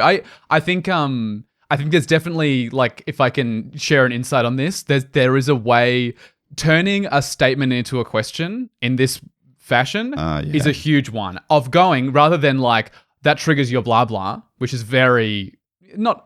Accusatory feels too strong, but you know what I mean? It's sort of a bit sharp versus going like, oh, right, and does that trigger your Archmage Emeritus? Yeah. Like, you know, like just phrasing it as a question just softens the thing a little bit and becomes helpful rather than like, don't forget, you know, like poking people. Instead of policing it. Because like the police will be like, you're doing this. Yeah. Whereas, and like even you did it before, is like even not phrasing it as a question, you go, it's almost like you're realizing it yourself. You Yeah. show that you go, oh, and that will trigger this. Yeah, It's almost yeah. like you're kind of asking a kind of like a, what's it called when you say a question? That's not leading really, question? rhetorical. A rhetorical question. Like it's Yeah, a bit of yeah. a rhetorical question, Sure, right? yeah, Like, yeah. it's where you go, oh, and that's doing this. And you're kind of like answering your own question. yeah. Even though you know what was going on. Yeah. It's real soft for the table and Yeah. people don't feel like you're controlling the game. Yeah. Well, and I think like you mentioned threat assessment. I think the aspect of this, if it's done well, is that you basically politic without obviously politicking. When someone drops a spell and you go, wow, that makes your Bolas's Citadel so much better right here. You know, someone drops a Sensei Divining Top, and you're like, wow, that makes Bolas's Citadel so good right here. That makes me go, oh, have I got a removal spell for Yeah. Bolas's? Because that's about to go crazy. Exactly. That's a good point. You have basically done the politicking of, oh, guys, we should really remove Bolas's, but Yeah. without saying we should remove Bolas's. Yeah. You kind of said, oh, that's going to be really good if only someone had Yes. a removal spell. Exactly right. And so I think that there's a way of, and even if the only thing it does is open up the table for a political discussion, Starts of the like, dialogue. Yeah, you know, just being like, oh wow, that's going to be really bad. Might have someone else be turned to the table and go like, oh well, I've got to disenchant. Is it more important that I hit this or that Beastmaster Ascension over there? And suddenly you're in a political discussion, right? Like now you've got priorities being discussed, people are threat assessing, and so just having the ability to, you know, like I said before, like sort of commentate a little bit, I think. Do you think that's how you grow the power? Do you think that's your into growing the power of like using that as your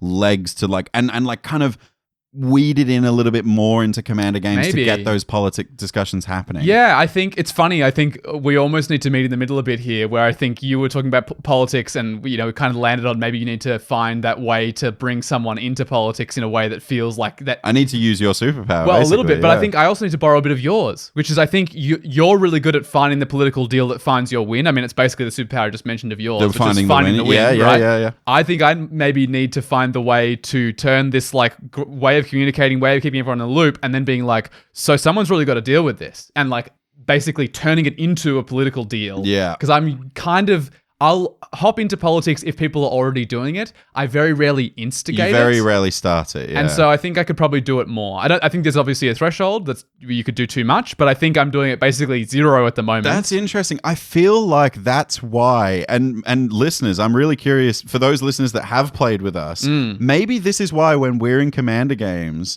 when we do team up, when we're in those situations where both me and you are behind, we can really get a good deal out of each other, but also that third player. Yeah, like if there's one player that's clearly about to win, you have this great way of outlining why and like giving that kind of like foundation for why player 4 is in the lead. Sure. And I come in and I'm like, all right, now we really need to set out the terms of how we're going to get this done. So it's kind of like, you're good cop, I'm bad cop in this situation. That's funny. We're not like teaming up to pub stomp tournaments or anything, but like when there is a situation where there is clearly a player that's in the lead and it's not me or Walt, me or Walt as players, regardless of the fact that we host a podcast together and we're best mates, the fact that both of our skills complement each other so well, maybe that's why. Yeah, is maybe. You've got this great way of like starting it and giving the foundations, and I just and then you hammer it home. swoop on in. Yeah, I like that. There you go. Good nice. cop, good cop, bad cop. Oh my god, we're like we're Batman and Batman. Yeah, I love it. Yeah, hell Love yeah. I reckon that's all the superpowers. So we should probably move on to Kryptonite, our weaknesses. Not gonna lie, man, I'm a little nervous for this section. Yeah, it's a more daunting prospect, but like as the Space Commanders were saying, we're gonna try to, emphasis on the word try to defeat our weaknesses. So we know we're not gonna defeat them today in the podcast recording studio. Yeah. But by articulating them and by, I think, collaboratively finding a way that maybe we can improve at this thing, over time, maybe we can lessen our weaknesses a bit. Yeah, sure. All right, I've got one. You got one? For you. All right. You've already kind of mentioned it, and we almost have already discussed exactly how to alleviate this. Sure. But I think your biggest kryptonite is finding the win.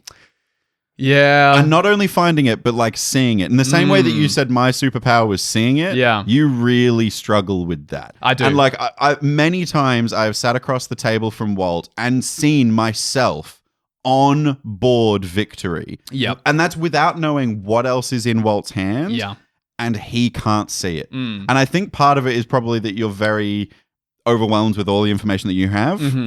It could be a very thing, but I feel like you're very caught up in trying to, quote, like find the line, like that you say all the time, there's this line. Yeah. And you often make it more complicated than it has to be. Definitely. Like, how many times have we been in a situation where you've been like sat in the tank for ages and I'm like, I'll jump in after like maybe 10 minutes of you like being in the tank. I'll be like, Walt, how much damage have you got on board? Like in creatures, if you go to combat right now, how much damage do you have? Like Walt will be in like his Merrin deck and try and be going down the line of trying to reanimate his whole graveyard. And I'm like, Walt, to Conrad or something. You've got 5/5/5s. Yeah. I am on 6 life. Yeah, just one attack. blocker. Just attack. Like I don't know why you're. And I feel like maybe because one of your superpowers with like being so involved in everyone's board states and being aware of it. Yeah. Maybe that superpower is where your if you turned that focus away from other people's board states onto your own, that might be the way to solve this. Yeah. Do you know? I don't know. What do you think about the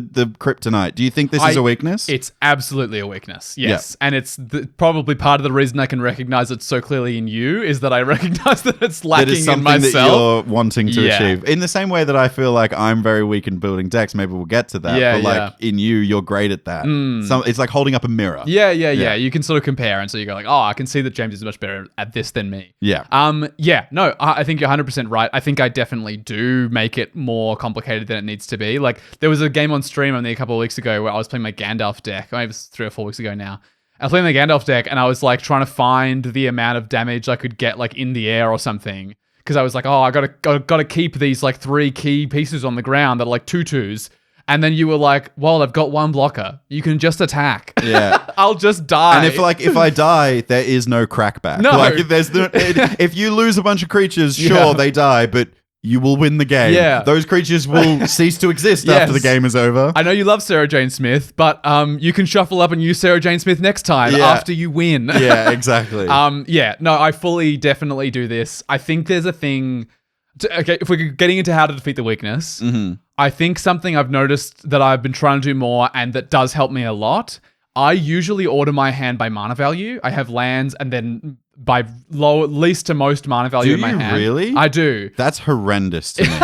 It helps me look, for the longest time when I was learning Magic, I think for learning Magic, just to help you to do maths of going, what can I actually cast this turn?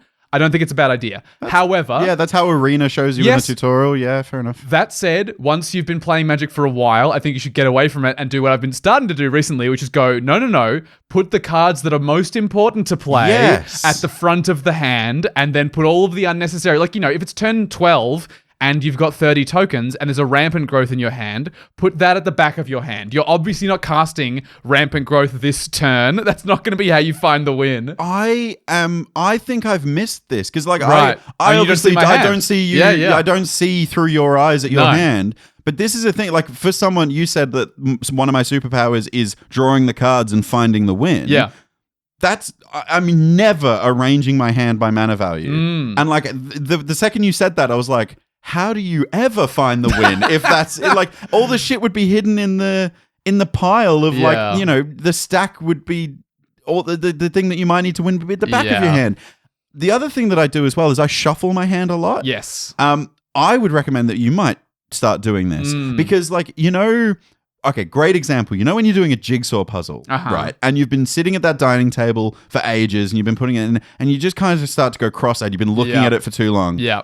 Often walking away and being out of the room for like a good, day. Yeah, coming back into it and you go, oh, that bit goes here, that bit goes there. If you shuffle your hand... kind of resets your brain. You stop looking at the same cards repeatedly. Because there's kind of a sequence of your hand that if it's the same, you're just looking in the same way going like, oh, I'd love to do this, but I can't because I have to do this and therefore I have to do this. And then you come back to the start and you go, I'd love to do this, but I can't do this because I have to do this and therefore this. And you just keep doing the same thought pattern. But if you shuffle your hand, you're like, oh, wait a minute. Reset. This card allows me to get that. Yeah, do you know what I mean? That makes a lot of sense. There's a reason why I shuffle cards, and it's because it's a bit of a fidget toy, firstly, but it's also a way for my brain to rejig what it's thinking about. That makes a lot of sense. It shocks it into being like, hey, have you thought about playing this card first? Yeah. No, I think that would probably help me. Yeah. Nice. What do you reckon? Is there anything else you think I could do to to defeat my weakness. I think the hand is the thing, but that's something I didn't know. Firstly, is how you structured your hand, and that genuinely shocked me that you were doing that.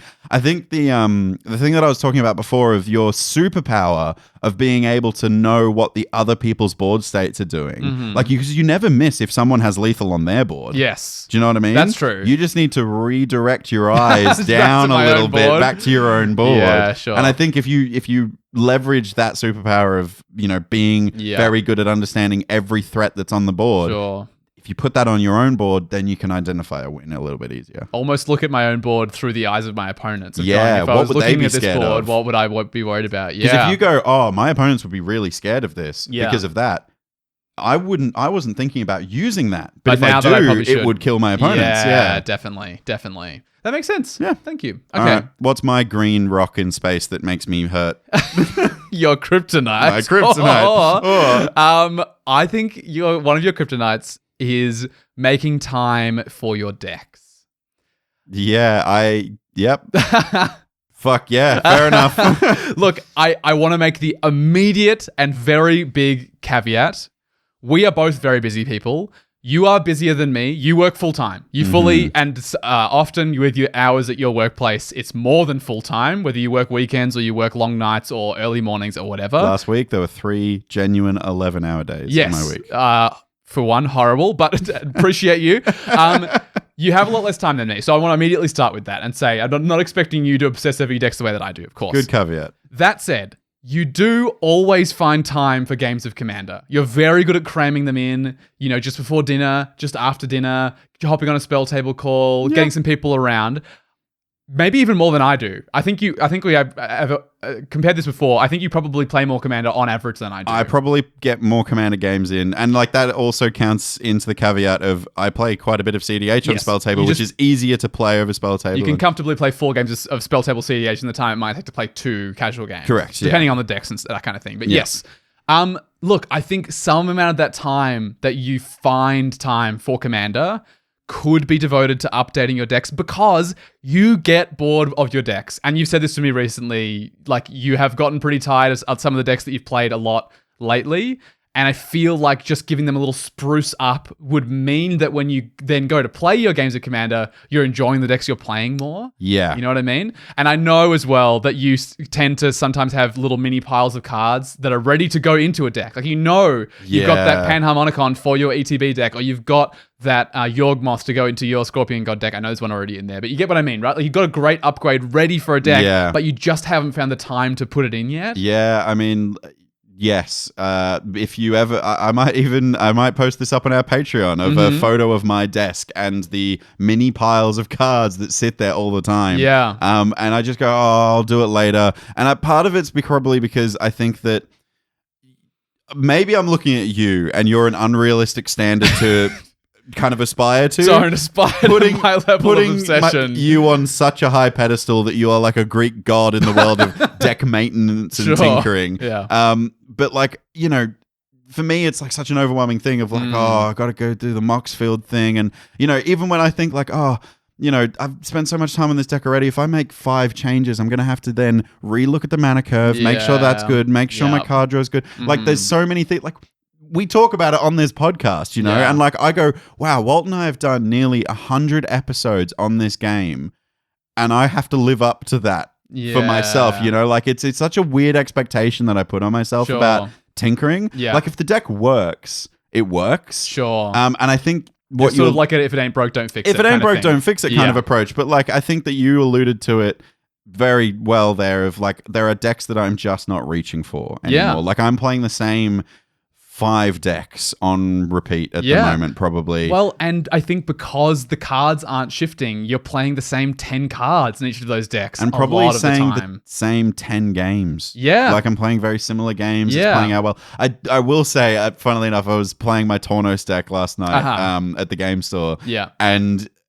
one of our good friends, Abe, pointed out that the deck is different every time I play it. Yes. And that might be the reason why I gravitate towards so much. You reach towards it a lot, and I think it's because you find different lines. Like, you know, yesterday you won with the Magistrate Scepter Infinite Turns loop. Yep. I haven't seen that in probably the last 15 games of tournaments that I've seen. I've probably not seen it myself. No, you've won with very different methods a lot recently. Look, I think in terms of defeating the weakness, I think what I would say is, like, I think you need to reduce the scale of the thing in your head of, like, just do an hour. You know what I mean? Like, you'd be amazed how much you'd be able to literally just the piles of cards that you have. Or instead of doing all my decks, just do one. Just do one deck. Just go like, okay, which deck am I most tired of at the moment? You know, like, I think you're, maybe Scarab God. I don't see you root for Scarab God very much at the moment. Scarab God is boring me a lot. Yeah. It's been the same for a long time. If you'd spent half an hour even on Scarab God and we're just like, what's in my pile here? What could I sub in to make this kind of more interesting again? Even if you only find an hour every month or so or something, it just with the sheer volume of Commander you play. I think just for your well-being of just like having more interesting games of Commander. Like I want to be really clear. I'm not in any way having a go at your actual decks. Your decks are great. They work. They're fun. They're interesting. And that's the thing. Like they're not broken. They're not broken. Exactly. It's different to the early days of the podcast where we talked about like, oh, I realized that this deck had 25 lands in it, so I needed to add 10 more. We're not in that scale of problem anymore with decks. We've grown as Commander players. Yeah. But I think it's literally just for you, because I know you specifically said to me before, I'm really bored of my decks. I feel like this is a way for you to just spruce them up a little bit. You know what I mean? Look, I think recently, like genuinely in the last 2 weeks, especially again, I'm referencing him again, Abe, one of our good friends, has just recently been hit with the Commander bug. Yeah. Like he was very quiet for a long time, and now he's got a CDH deck brewed and like all this kind of stuff. Like he just all of a sudden out the gate in the last like couple of months has just been like, I want to play a bunch of Commander, I want to build new decks. And because he's really good mates, he sends me his lists. And about 2 weeks ago, he sent me a list of a Megatron deck that he brewed. Yeah. Super cool deck. Super cool. And I spent about 2 straight hours writing out like feedback for him on this deck. It was like the longest Facebook message I've ever seen. It did the, tap to see more thing at the bottom of the message. I just had such a great time. And I've recently now been hit by the brewing thing. Yeah. And like I just referenced before, I built that Sally Sparrow ETB deck. I'm brewing new stuff. And I think that with my, going into CDH and being CDH, there's not a lot of brewing in CDH. Yeah. There's like a bit that you can do, and like I've brewed some decks and, you know. sort of tweak though. You don't so much brew, really. Yeah, there is a meta. And like, for example, the new deck that I've got, it's Cormella. It's a Grixis deck. Yeah. Database.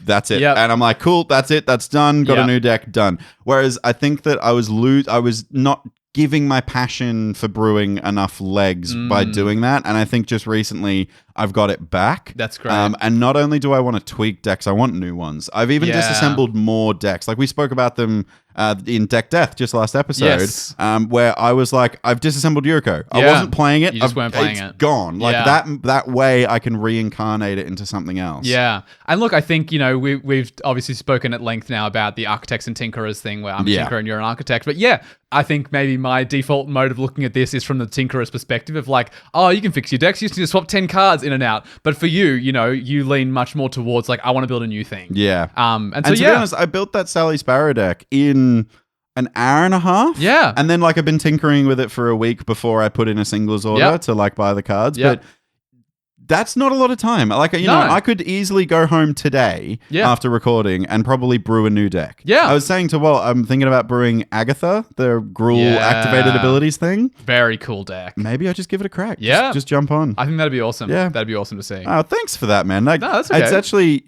quite nice to hear, like, your weakness is that you're not using your ability. Yeah. Like, exactly. It's kind of nice. Yeah. Definitely. All right. This might not be as kind. Okay, this next one. Okay. I feel like that weakness that you shared was like, you're good at this. You just need to do it more. Yeah. Well, maybe this is actually... No, I take it back. This is going to be a Walt, you need to do this more. Okay.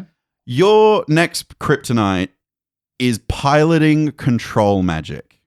Okay. The card control magic, of course. Yeah, the just aura. that card. Yeah. You're terrible at it. You forget the CMC all the time. Oh, idiot. You have a German version of it for some reason. You say it in German. No, the archetype of control magic. But what I'm also saying, that control magic doesn't refer to the entire deck being a control deck. Sure. So like, I'm not saying, you're playing your Grand Arbiter Augustine deck with fuller counter spells and stacks pieces or something like that, or you're playing, Talran counter spells. Yeah. Yes, I don't have those decks.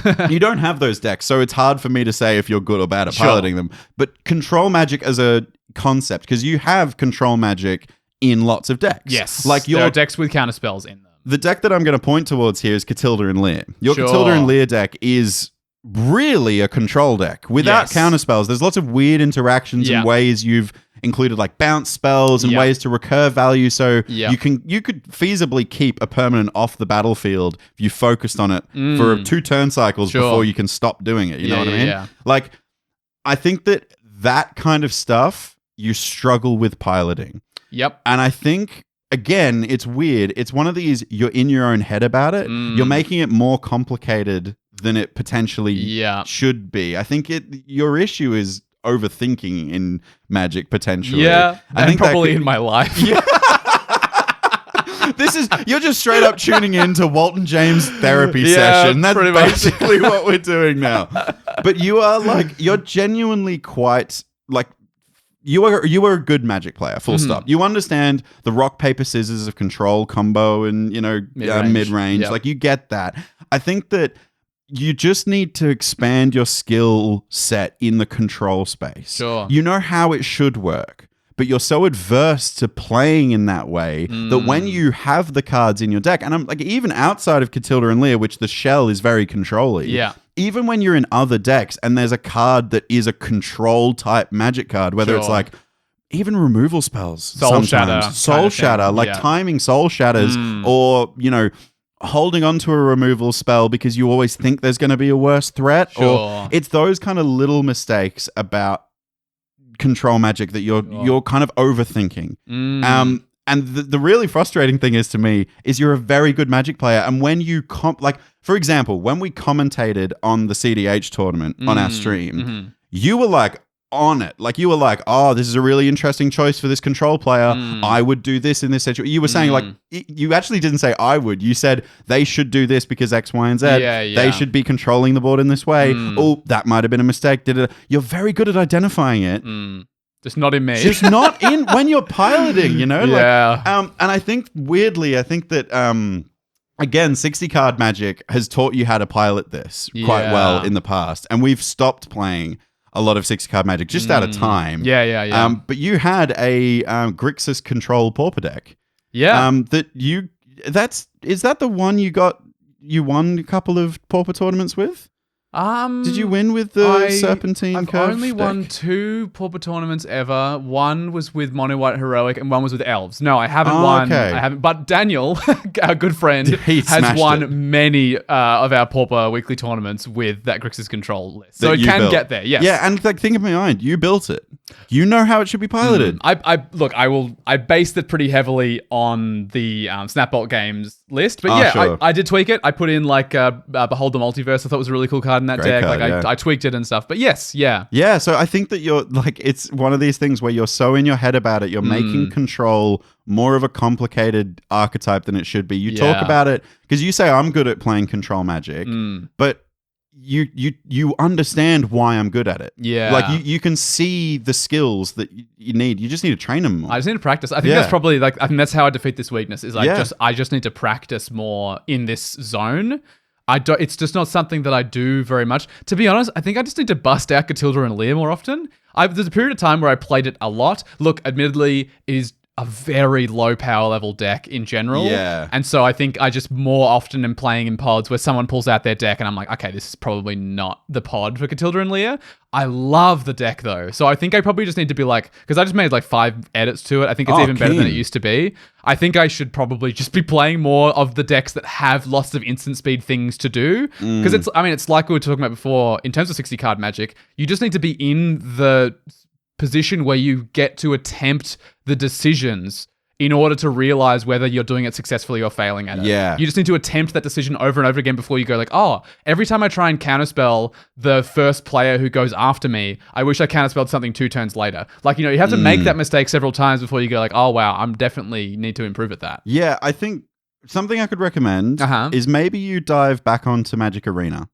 It's been a while. Yeah, because I know you don't play it pretty much at all at the moment. The only time you play it is when we're drafting on stream or something. Yeah. But I play it quite a bit. Yeah. And I specifically am really enjoying like playing decks on Arena that I would usually want to play in Commander. Like I'm playing like a domain ramp deck at the moment in Standard. Yeah, that's not really your style usually. Yeah. Big creatures, lots of swinging, very different. And I think that the way I think it is, if Commander is your main meal with your meat and potatoes, for you tofu and potatoes, like I think that this is the side dish of Magic. Like if you consider your Magic skill set, which includes control Magic, as all meal, like your whole meal, this is the side dish of your meal, your control Magic, and I think you have neglected a side dish. And I think your meals would be better for a side salad of control. I respect that. And I think... Look, it was something when we were not, the podcast wasn't as demanding as it is now. We used to play a lot of Pauper. We did. It was like, we had a routine of like, after we recorded, we went to Pauper. But now, after we record, we do emails and maintenance and schedule YouTube videos. Patreon games. There's a lot of things we have to do these days. And yeah, look, I think it made sense. It was the first thing to go. We obviously couldn't cut Commander as Commander content creators. It doesn't make any sense to do that. It'd be a weird high horse to sit on. But I really enjoyed playing Pauper. And look, I think I really enjoyed playing Limited. I just wish there was a way on Arena, like if there was a way on Arena to play Limited where you don't pay any money, but you don't keep the cards, I would just play Limited every day.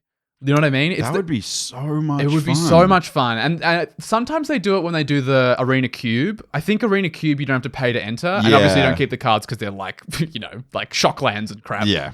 They want you to buy packs for those, like in paper. But money. Yeah, exactly. But yeah, I think, maybe I just need to find that a little bit of time, force some Limited, force some Pauper, just to actually stretch my Magic muscles a bit more. Specifically in that control show. Yeah, okay. No, I respect it. Definitely. Like, again, you can do it. You just go to practice. Definitely. Okay. The final one, your second Kryptonite. Mm-hmm. This one is also going to be a bit tough to say and maybe to hear. Okay. I think your second Kryptonite is tying self-worth to wins and losses in Commander.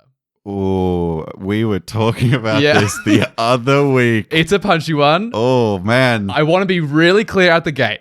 I'm bad at this too, okay? So I'm not in any way being like, oh, you're going to be more like me, James. No, we both can improve at this. I'm perfect in every way. No, not at all. I think I agree with you. I think in the last year or so, I've been a lot worse at this than you, for sure. So look, go on. It's great to celebrate a win, definitely. But I think especially you can really kick yourself when you're down and basically when you've lost. Or sometimes when you've won in a way that you felt was unsatisfying and you're worried about the well-being of the pod. Good thing to worry about. Was that our game with Magistrate Scepter last night? Is that what you're referring to? No. But, just in general, kind of kicking yourself when you're down in terms of this Commander Games thing. Look, as content creators, we feel a unique obligation to be good at this game. It's hard to convey to all of you out there who I'm sure would say to us, we don't care how good you are at Commander or whether you win or lose, we just like you. That's totally reasonable. And we love you for that, by the way. And we know that's true. Yeah. But still, losing a lot can conflict with our ideas about ourselves as Magic creators and as just Magic players, right? Like, we want to be good at this game because we're telling you how to be good at this game. It's weird. We feel like we sit on a high horse sometimes. And even before, when we're talking about how, I don't give much time for decks, that I feel constantly makes me feel like a hypocrite sometimes. I talk about deck building all the time, but I haven't built a deck in a little while, and I haven't built a deck in a month or two. It's tough. It's tough to get across how much we have these thoughts in our head because it's tough. There's all of you out there who like listening to us, and we kind of don't get it. We think we're just two goofy dudes. I'm sure there's things that you guys appreciate about us that we don't understand. But yeah, one of these things that manifests is that when we lose, we're kind of am I even a good Magic player? Should I be a content creator? Especially when it's so I've had a lot of losses on our stream. Yeah. And I've lost a lot on our stream. It's tough losing to an audience, you know? It's a really annoying thing. Look, I will again be clear. This is a much harder problem to solve than pretty much any of the others that we've talked about so far. Yeah. It's a very complicated thing. But yeah, I think somehow maybe both of us really have to improve at this thing of when we win, it is great, but it's not the best thing that's ever happened. And when we lose, it's disappointing. It's not the most disappointing thing that's ever happened. It's just putting it all in context in some way. Yeah, I think this is a fair Kryptonite to point out. This is something, especially recently, I've been really struggling with this. And I feel like in the tournament that I was talking about, I got one win, and it was because I got the bye. It was because I got the bye. I wasn't included in a round, so they gave me 5 points. Yeah. I didn't win any other games. But I think if we want to talk about how to defeat this weakness, how to crush this rock of kryptonite, is that I have to think that every single round that I played in, I was very close. Yeah. Like, very close. Like, I was piloting brilliantly. I was right on the edge. I swear to God, Mindbreak Trap as a card actively hates me. That card has gotten me so many times. I was mid-combo, right? Mid-combo one round through Brain Freeze, Underworld Breach, Lion's Eye Diamond, going nuts. When I started the combat, like I assembled all the pieces, really clever. This was turn 3, I was about to go off, cast Brain Freeze, Storm Trigger, 5 spells, right? Yep. I'm like, fuck, this is it. This is the win here, baby. I've fucking got this. Yeah. There was one player at the table, also called James, funnily enough, said, oh, this is a win, right? And the other players at the table were like, yes, yes, it is. It obviously and he is. was like, okay, Tainted Pact. And I was like, interesting. And then I was like, what's he looking for with this Tainted Pact? And then my brain was like, no. If this is in his deck, I'm boned. If it's not, we're fine because Storm Trigger will go off and we'll get enough things. Yeah. The one counter spell that stops it is Mindbreak Trap because it exiles all spells and abilities on the stack. You don't have to counter every individual Storm Trigger. No, you just exile the whole stack. Exile the whole stack. Yeah. And I just got absolutely boned. But I need to remember, and like I walked over to you because you were sat playing casual, and I just came over and I was like, fuck, I just lost that game. Like, and I was a bit salty. I was like, bloody Nadu players and doing Nadu stuff and like there was so much Nadu that day. There was so much Nadu, but I was like, oh, rah, rah, rah, rah. And I like then you were like, oh, you know, like how did you go? And I was like, oh, turn 3, I was like about to win with this combo. And you're like, Jesus. Like, okay, fair enough. Good job for getting that. Yeah. And I think to defeat the weakness, I was recording my games for a bit at the start of this year, and for a very long time, my ratio was 1 to 4 wins. So I was, my ideal ratio, the ideal ratio is 1 in 4, right? We should win about 25% of the games we play. My ratio was well above that for a while. You were winning probably like 1 in 3, if not more. It was probably 30 to 40% of games I was winning. Which is high, right? If 25% is the ideal, then you're 15% higher than that. That is a very substantial thing. Yeah. So your ideal ratio being 1 to 4, I was like maybe 1 to 3 or 1 to 2.5 sometimes. Yeah. I think the most important thing is placing all this stuff in context, right? And so, yes, there'll be streaks of time where we lose a lot of games. I've had them. I've felt really dejected about them when you lose 15 games in a row. And it's in your game log. You can see it. It's red. A big red streak scrolling down the stream. It feels really disheartening. But yeah, you got to place it in the context. And then, you scroll, in my case, I scroll up a little higher in the game log and it's like, oh, I won 5 games in a row that one time. Yeah. You know? I didn't lose a single game in the last 2 weeks. Yeah. I played I had people over for Kitchen Table Magic and I think I won all 3 of the games that I played that night. There was a time. You totally did. That was just recently. That was recently. So, you got to, it's like placing it all in context. And even like the individual losses and wins, obviously they're still going to hurt. Placing those in context, like you say, of going like, oh, I almost had the win there. Or, like the other day, in fact, just yesterday, I was playing my Victor Says Marty deck. And I was stuck on 3 lands for every single turn of the game past turn 3. The game went to like turn 12. It was pretty brutal. I walked over and I was like, oh, what's the game going on? Like, oh, Walt's weirdly behind. And you're like, it's turn 12. Yep. And just looked at me with dead eyes. And I was like, oh, God. And look, like it'd be very easy to go like, man, this deck sucks. I didn't find it. I know for a fact there are 40 lands in that deck. I suspect that's higher than almost all of you out there. How many lands you're playing. Variance is a big thing. And then I didn't find any card draw. Yeah. It can happen. Like it's a thing that can happen. And especially we play 100 cards singleton format. Like it's always possible. It's like placing it all in context and going like, yeah, it still sucks that I lost. I'd love to have not lost that time. And maybe if I'd played differently, I could have won, but it's just one game and there'll be several more. Again, I feel like all of these Kryptonites, we always start off by being like, oh, this is going to be really hard to hear. Yeah. But at the same time, it's like stuff like we already knew about ourselves. Yeah. Like you know that you get uncomfortable and overwhelmed when you play Control Magic. Absolutely. I know at the moment I'm really kicking myself when I'm down. Yeah. And it's just, honestly, I think it's worth us telling each other that, hey, you're aware of the problem you're having in Commander is this, right? Yeah. And because like immediately I'm like, Yeah, that is a problem. I can solve that problem. Yeah. Like, just having a good mate, whether it's in your play group or even your partner, you get home from the game store, your partner doesn't play Commander, talk to your partner about it and talk in terms that isn't magic related. Yeah, sure. Because, like, for example, my Kryptonite is self-worth. That's someone everyone understands. Like, your self-worth could be tied to how well you're performing in your job, for example. And you could kick yourself when you're down there. Yeah. It's the same attitude shift. Yeah. You know, it's the same solution.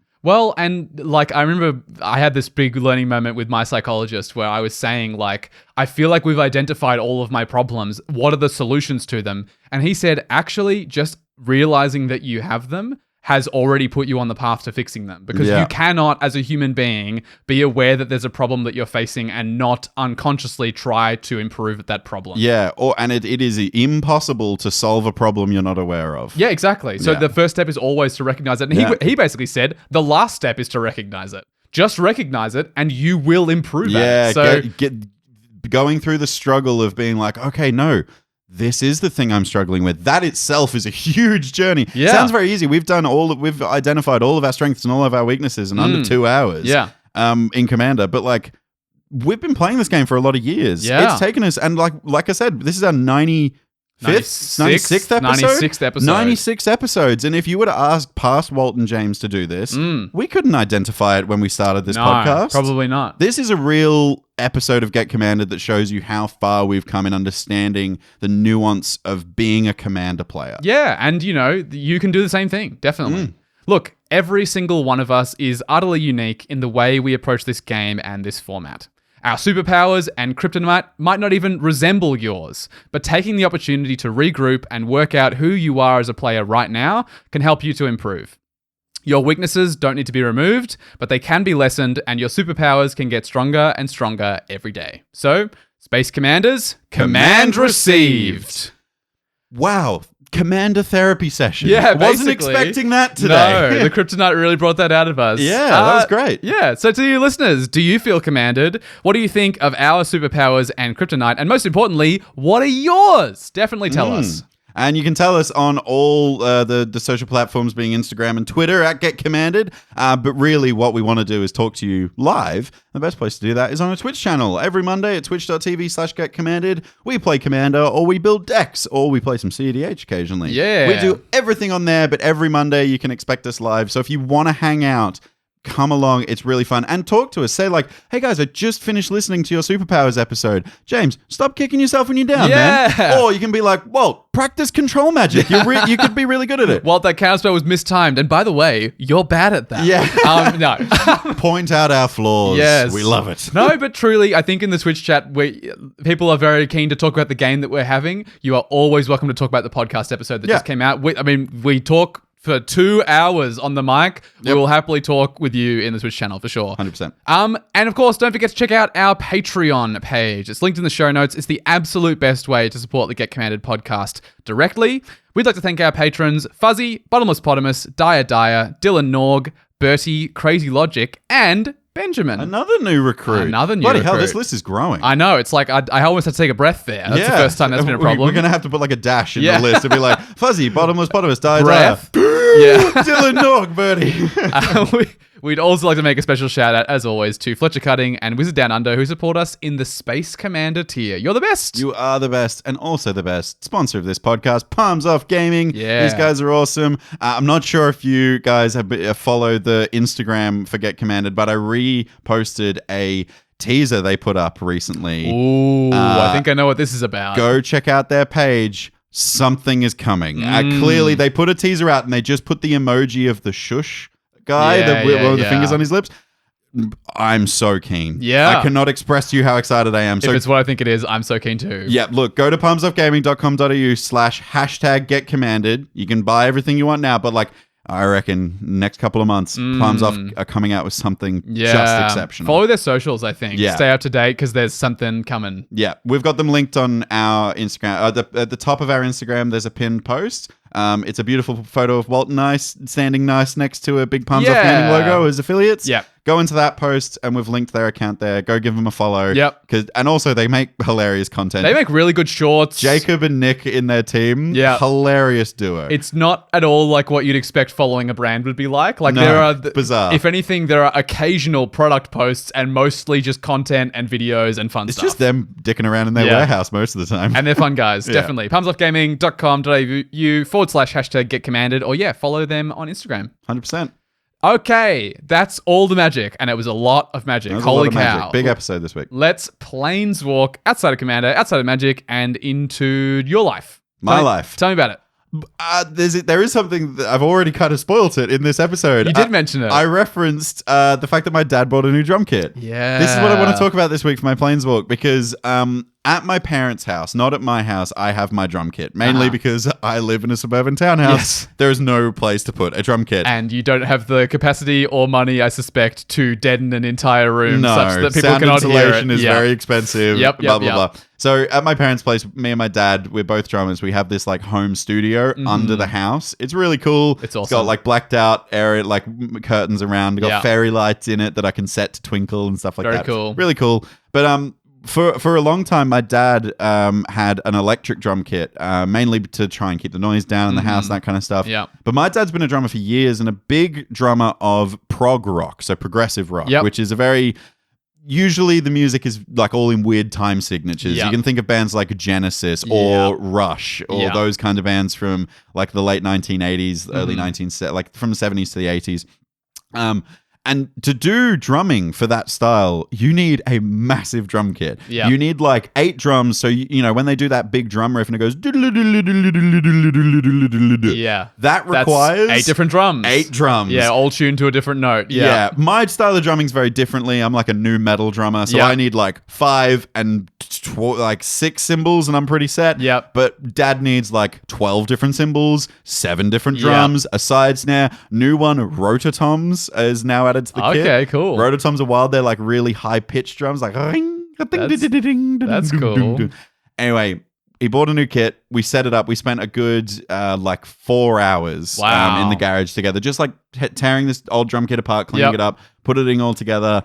And out of it, my dad, we've now set it up because dad got a drum rack, which is like this big arm that goes all the way around the drum kit, and you strap the drums to that. Because once you start getting a drum kit that's bigger, you stop. There are like, you know, usually you put your toms on the bass drum. You like on the, like, you know, you put a thing through the bass drum, strap them there. The bass drum's on the floor, the toms are on the bass drum, they're safe. Yeah. This, because there are so many toms, you run out of places to mount them. Makes sense. So you basically build this huge rig that goes all the way around that you can mount them to. Wow. And dad's built it in such a way that there's one cymbal called a China ride cymbal that I've always wanted to have. It's this weird kind of curved cymbal and it makes like a short kind of sound.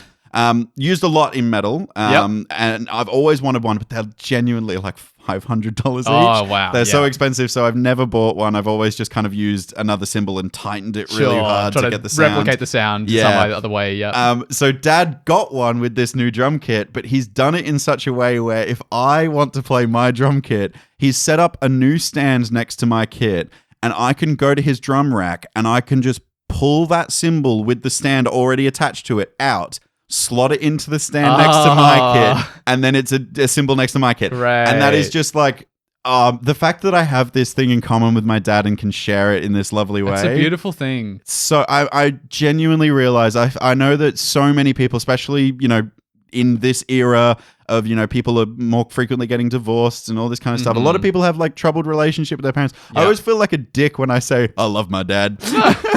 It's not being a dick. It's just a really lovely thing that, sadly, not a lot of people get access to, but especially being able to share. Like, I mean, I think there's a classic thing of creative people where, you know, I'm talking big stereotypes here, but there's often like a parent, and it's usually the mother who is like, doesn't understand it, but blindly supports, right? Yes. Like, if your creative mum's like, that's so cool, that's great, do it more. You're doing great. I love this. This is so fun. And dad's like, yeah, it was good.